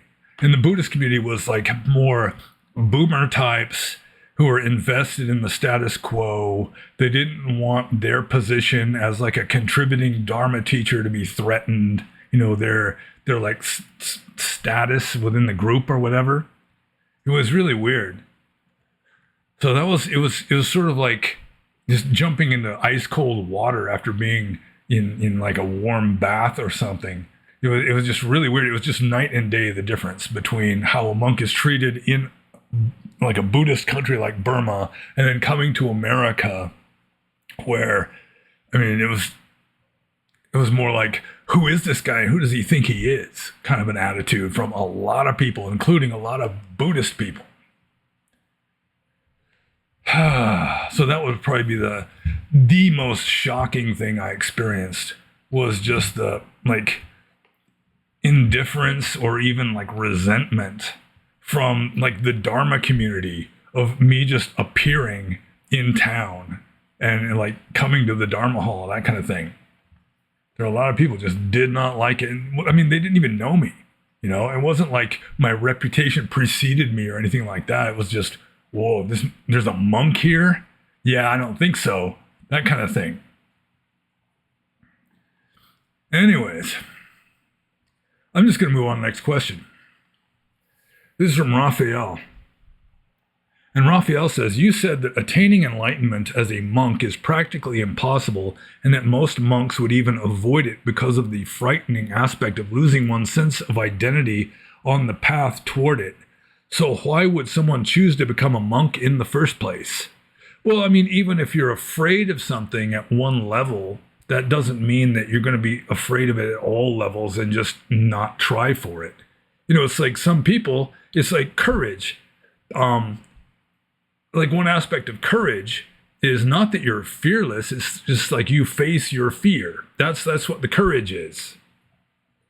So, I mean, just because it's very difficult and unpleasant doesn't mean that, I mean, even though part of you acknowledges that and kind of deep down, you know, you're like clinging to your own sense of identity and so forth, still at another level, you acknowledge that this is the best thing I can do. Even if it's the odds are like astronomical against my success, still at least you make progress. You know, even if you're not going to become fully enlightened, at least you're going to become wiser and a better person.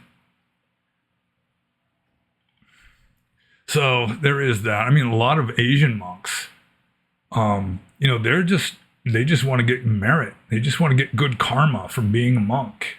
You know, they'll get into a heaven realm or something as a result of it. Not sure if it really works that way, especially considering that most like Burmese monks don't follow the rules very conscientiously. They're not really making much of an effort.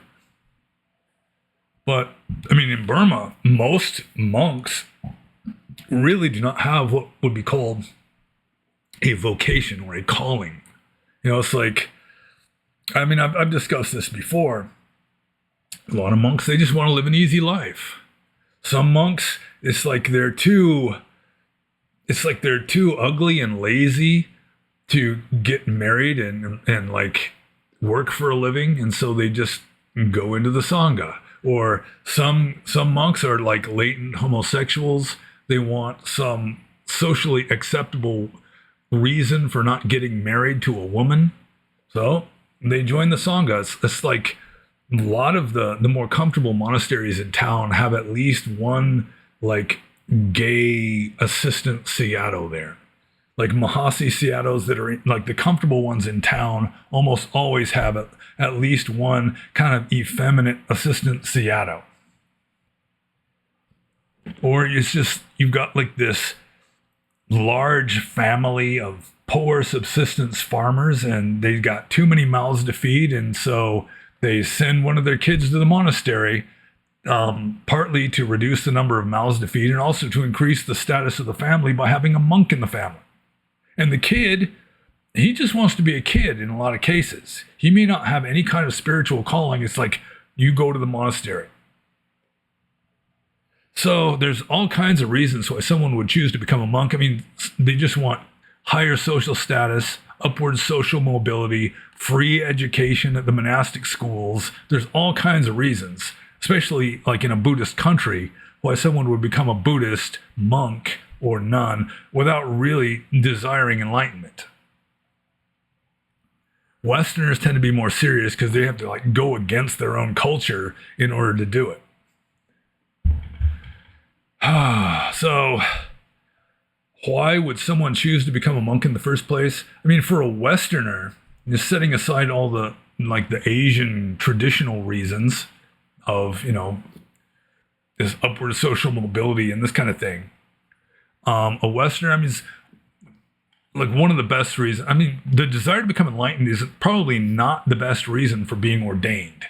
One of the best reasons is just a sense of duty. It's like, it's there, the possibility is there. It's like my sacred duty to at least give it a shot. That's a good reason. Another good reason for becoming a monk that probably will keep someone in the Sangha longer is you just have like your character is attuned to living a life of simplicity and solitude. Living like a meditative life alone in a forest, like a Thoreau type. I mean, the lifestyle is in harmony with your character, and there's a good chance that will get you farther than just like some idealistic desire for nirvana. I mean, if the whole lifestyle of a monk just is not in harmony with your own nature, then it's probably not going to work out very well. Man, my nostrils are like, they're not cooperating very well. Yeah, I'm going to give this another shot.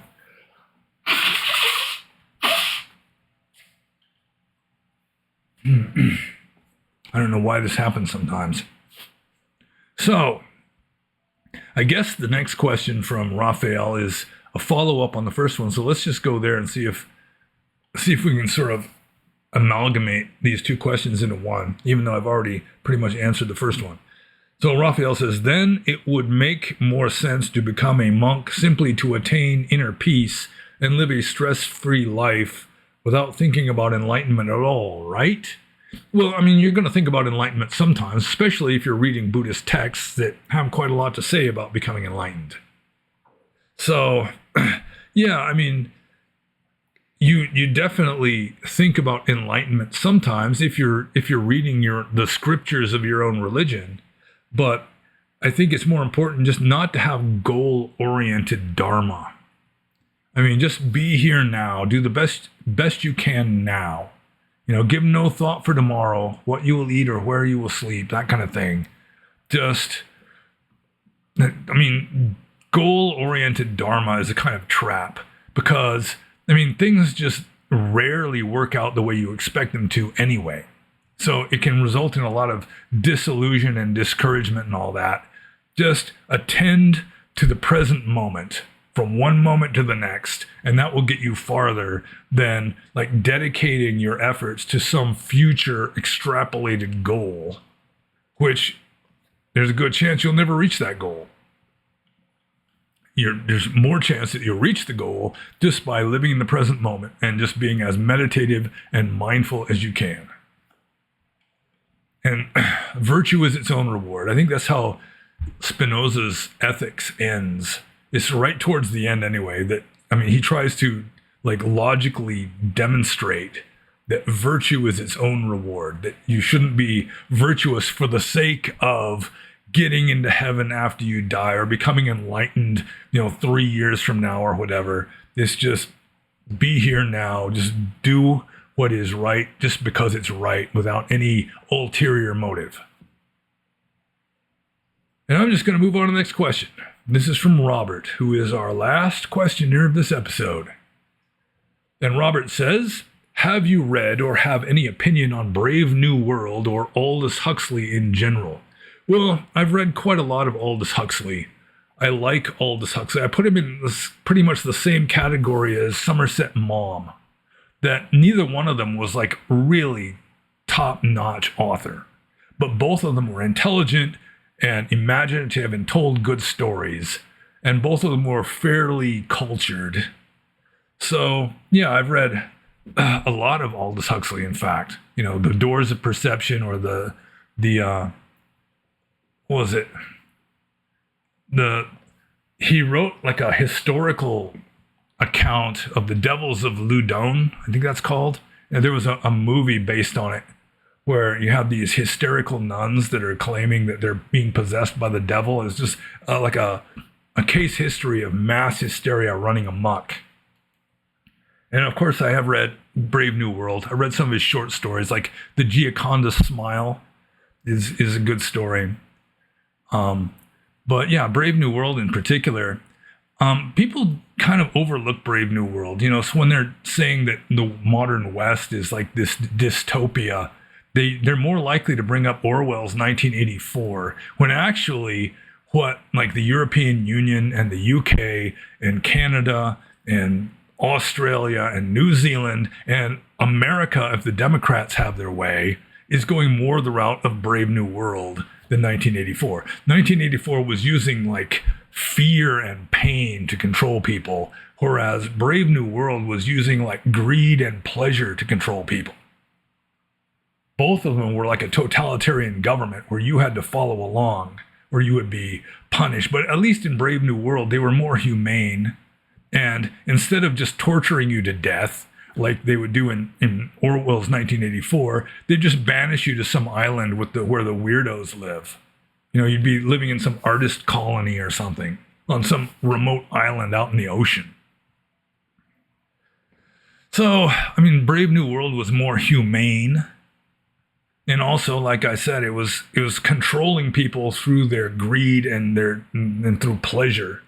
Keeping everybody doped up on this stuff called soma, and just like indoctrinating people with, never put off for tomorrow the pleasure you can have today. Just like exaggerated consumerism. There was no more marriage. Sexual promiscuity is encouraged. It's taught in grade school. The worst insult you can give to somebody in Huxley's Brave New World is, who's your mother? Because like any kind of like strong personal attachments are abolished in the Brave New World. You want everything superficial and instantly gratified. You don't want any kind of lasting, like strong feelings that can interfere with the government's control over you. And that's definitely closer to the EU or the UK or, the other countries I've mentioned than 1984. 1984 was more like Stalinist Soviet Union, or maybe to some degree China. So, Aldous Huxley, his death was interesting. I think he took mescaline or LSD as he was dying so that he could die as consciously as possible. But Ram Dass said it was still kind of an unenlightened attitude. It's like, I want to die this way instead of that way, sort of a thing. So, he was still kind of attached to what was going on. But yeah, it's Brave New World. It's not entirely prophetic. It does miss out on like the feminization, the whole DEI thing of the modern left or postmodern left. In Huxley's Brave New World, I think he wrote it like in the late 1930s. It's still like white men, or at least men, running everything. It's still a patriarchy, even though it's sort of like a dystopia masquerading as a utopia.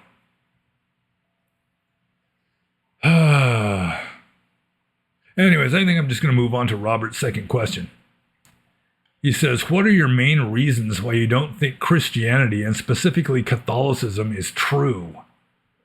Man, why don't I think Christianity is true?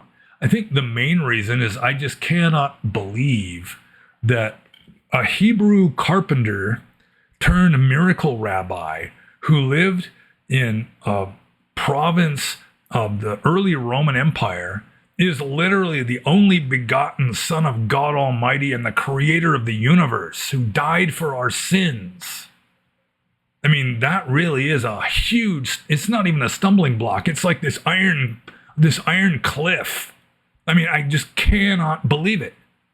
That this Hebrew carpenter turned miracle rabbi, who was a very saintly man, assuming that he existed, I think probably he did, in a historical sense. There was a man like Yeshua of Nazareth who was a saintly man, may have had psychic powers. I would not doubt even that he was able to heal the sick. Maybe he even walked on water. Maybe he even turned water into wine, for all I know. But still, to accept that is one thing. I can accept that much. But then to say that he is the only begotten Son of God, he is God, he created the universe, and that he died as a kind of sacrificial victim for the sake of absolving us of the original sin of a man made from soil and a woman made from a bone being tricked by a snake and eating a certain kind of fruit. I mean, what is wrong with this picture? It just amazes me that hundreds of millions of people actually believe that narrative. And for me, it's not even a viable option. I can't believe it. It's not like I choose not to believe it. It's just unbelievable. But it seems like that is central to Christianity. If you don't believe that Jesus Christ is God Almighty, who died for your sins, then, what kind of Christianity remains? At least in Buddhism, you don't have to believe any stories. There's all kinds of wild stories. When the Buddha was born, he immediately takes off walking with like a lotus flower sprouting underneath each footstep, and he declares to the world that no one is greater than him, and that this is his last life and all that. And then after that, he just kind of reverts back to being a normal baby for a while. I don't believe that story either, but at least it's not central to Dhamma. You can get rid of all the stories, like the legends and the myths, and the essence of Dhamma remains. It's still good. Christianity, you get rid of the wild story about this Hebrew carpenter turned miracle rabbi who was executed by the Roman government on political charges, that he is God, capital G, the only God. In this entire universe, this entire cosmos, that this little ball of rock that we are on is the one chosen by God Almighty for his only begotten Son to be born on, in order to be killed by the Roman government. It's just unbelievable. I just cannot believe it. And that's just basic to almost all Christianity, not just Catholicism. So let's just move on to the next question, which is the last question from Robert here. This is kind of a follow-up. He says, as someone who has been nominally Theravada Buddhist for a while, looking into Catholicism, the combination of seemingly enlightened Catholics like St. John of the Cross and the epistemological optimism, beatific vision even for unenlightened beings, as well as the availability of community in an imposed structure seems appealing. What main practical reasons are there not to take the leap to Catholicism from a Theravada Buddhist and your point of view?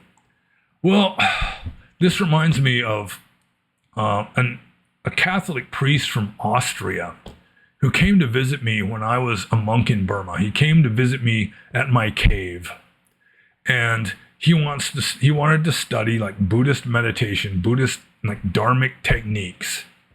And I knew enough about Catholicism at the time to know, like St. John of the Cross, for example, is teaching pretty much all the same techniques as Theravada Buddhism teaches. Like high contemplation or jhana. It has just momentary, like mindfulness.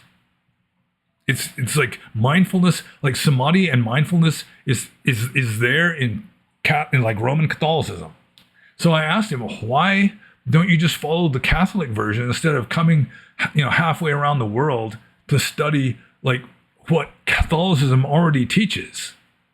And he said that it's esoteric in Roman Catholicism. In order to learn these techniques and to practice these techniques with any kind of support from the church, you have to be ordained into one of these contemplative orders. That the rest of the Catholic Church doesn't teach it. It's not encouraged for others to even do it. So even a Catholic priest had to go to a Buddhist country to learn Buddhist techniques that are the same as Catholic techniques, essentially the same, because the Catholic Church just does not teach it, even to other Catholics. That if you wanted to be a Catholic to like practiced advanced meditation techniques and so forth, you'd have to be ordained as like a Carmelite or something. And even then, you still have this burden of this just wild narrative of this Jewish man being God. And it's not just that he was Jewish either. I mean, you could have him be like whatever, a Neoplatonist. You could have him be like even a Buddhist.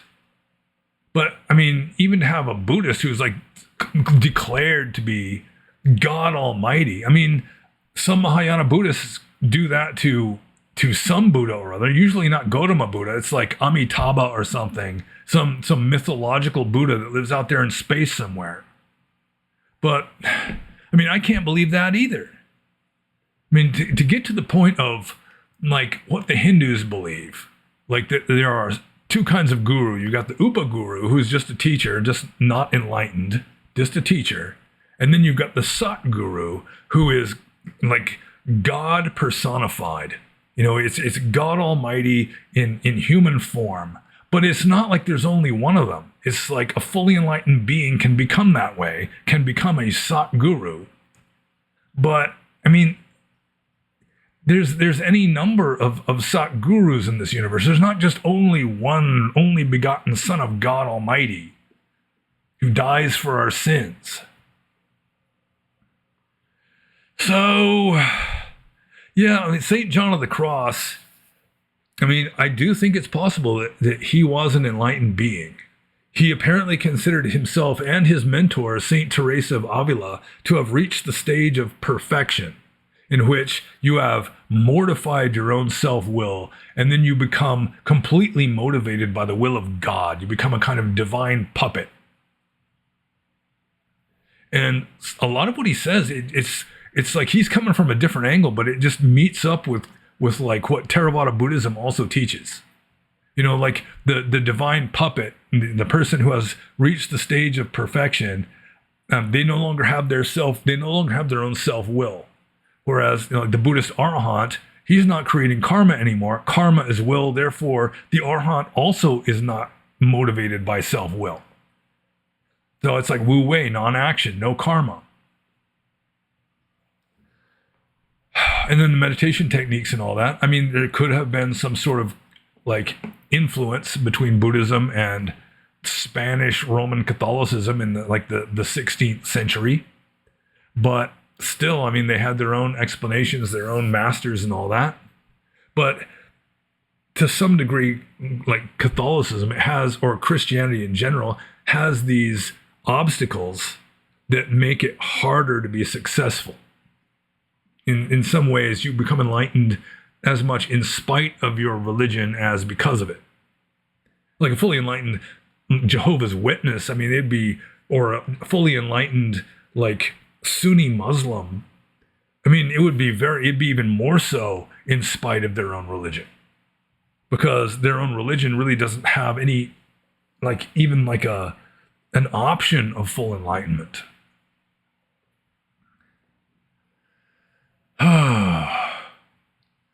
So let's see. What's the actual question? Before I wrap this up, I got to make sure I actually answered the question. But it seems like this entire paragraph is one sentence. So in order to get to the actual question, I have to read the whole thing over again. So, okay. So as someone who has been nominally Theravada Buddhist for a while, looking into Catholicism, the combination of seemingly enlightened Catholics like St. John of the Cross and the epistemological optimism, beatific vision even for unenlightened beings, as well as the availability of community in an imposed structure, seems appealing. What main practical reasons are there not to take the leap to Catholicism from a Theravada Buddhist in your point of view? Well, I mean, can you actually believe the story? I mean, you seem to be leaning Buddhist right now. Then all of a sudden you can just say, okay, this Jewish man is God, and I'm going to worship this Jewish man because he is God. He created the entire universe. He died for my sins. And original sin, of course, being the man made from soil and the woman made from a bone being tricked by a snake and eating some fruit.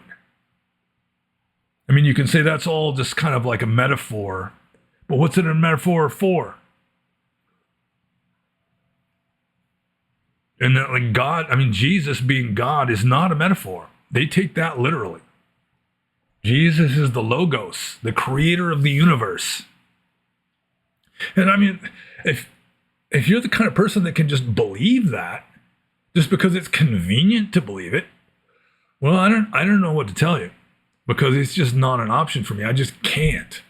I've said before that I could more easily be a Muslim than a Christian, simply because with a Muslim, I mean, what you have to swallow is much less. It's, God is one God and Muhammad is his prophet. That's pretty much it. Nothing about Muhammad being God Almighty, anything like that. So, what main practical reasons are there not to take the leap to Catholicism? Well, I mean, just the narrative that you have to swallow. It just seems so unbelievable that, I mean, I just personally, I could not do it. And aside from that, there's also the fact that the advanced dharmic practices are very exclusive, and you have to be ordained into a contemplative order, find a monastery where it's taken seriously, where they're not just fundraising or like brewing beer to support the monastery, that kind of thing. I mean, it's just harder to get the real Dharma out of it, harder to avoid unnecessary obstacles of just like fairy tale narratives that have to be taken literally. I mean, you would have more support at a superficial level. And if you believe in Jesus being God, I mean, you'd have Jesus helping you. But I mean, I'm not a Christian. And so, I mean, that narrative is just, I just cannot believe it. It's not like I even choose not to believe it. I just can't. It's just unbelievable. But, I mean, if you can believe it, I mean, there was one time where I was actually briefly considering becoming a Carthusian monk. And the Carthusians take a vow of silence, so I wouldn't have to admit to anybody that I wasn't really a Christian. But I would assume that even Carthusians taking a vow of silence would have to make confession from time to time. And it was just a dumb idea, and I didn't entertain that idea for very long. But Carthusians, they're pretty ascetic. I think it's the only Christian monastic order that was never reformed, because it never had to be reformed. It was just didn't need it. But the Carthusians, I think there's a liqueur called chartreuse that they're the makers. They're the traditional makers of it. These Carthusian ascetics who take a vow of silence, they make booze. So there is that. But I guess that's it. I mean, yeah, I mean, the Buddha is considered by some to be a Catholic saint anyway, Saint Josaphat. Technically, it wasn't really the Buddha. It was a previous life. So I think that's not entirely accurate to say that the Buddha is a Catholic saint. Then you could be like a monastic in the order of St. Josephat. So, yeah, I mean, you're going to have to make your own decision if you can actually believe Christianity, that you really consider that to be a valid belief system, especially with regard to a Jewish man who was, nevertheless, he was a saintly, wise man who may have really had psychic powers, but to take the leap that this Jewish man who lived in the early Roman Empire is God Almighty and the creator of the freaking entire universe. I mean, I just cannot jump that hurdle. That hurdle is miles high. I'll never jump it. But other people can do it. So, I mean, if you want to be ordained as a Carmelite, or you just want the group support of being like a normie Catholic, I mean, that's an option. I mean, I personally have more like affinity with Catholicism than with like Protestant Christianity. Because one of the first things the Protestants did was just abolish monasticism, which seemed kind of, I don't know, it just seems weird that they would do that, although of course they had their reasons. But I guess I'm done. I guess I've answered all the questions, at least as well as I'm going to. And so, as I should always say at the beginning, and pretty much never do, if you have any questions you think I can answer about Buddhism, about religion, philosophy, Dharma in general, that kind of stuff, if you think maybe I can answer, go ahead. I know something about Western civilization, Western history, Western literature also. I know some things about that, but I'm less of an authority on that than I am on Theravada Buddhism. That's kind of my field of expertise. Theravada and like pre-Theravada Buddhism, but even then I'm no world-class authority because I don't keep abreast of new research and all that. I pretty much just lived the life and then read the texts and tried to understand them as well as I could. So, no more than 3 questions per person per episode, please. Like and subscribe if you have not done so already. Be sure to check out the URL links below, which, I mean, if you've gotten this far, there's a good chance you've already done it. But do it again just for the hell of it. And be happy. Oh, and also remember, there may be no video next weekend because I'm working pretty much all weekend. Maybe Monday or Tuesday, or maybe it'll just be postponed. Okay, and now you can be happy.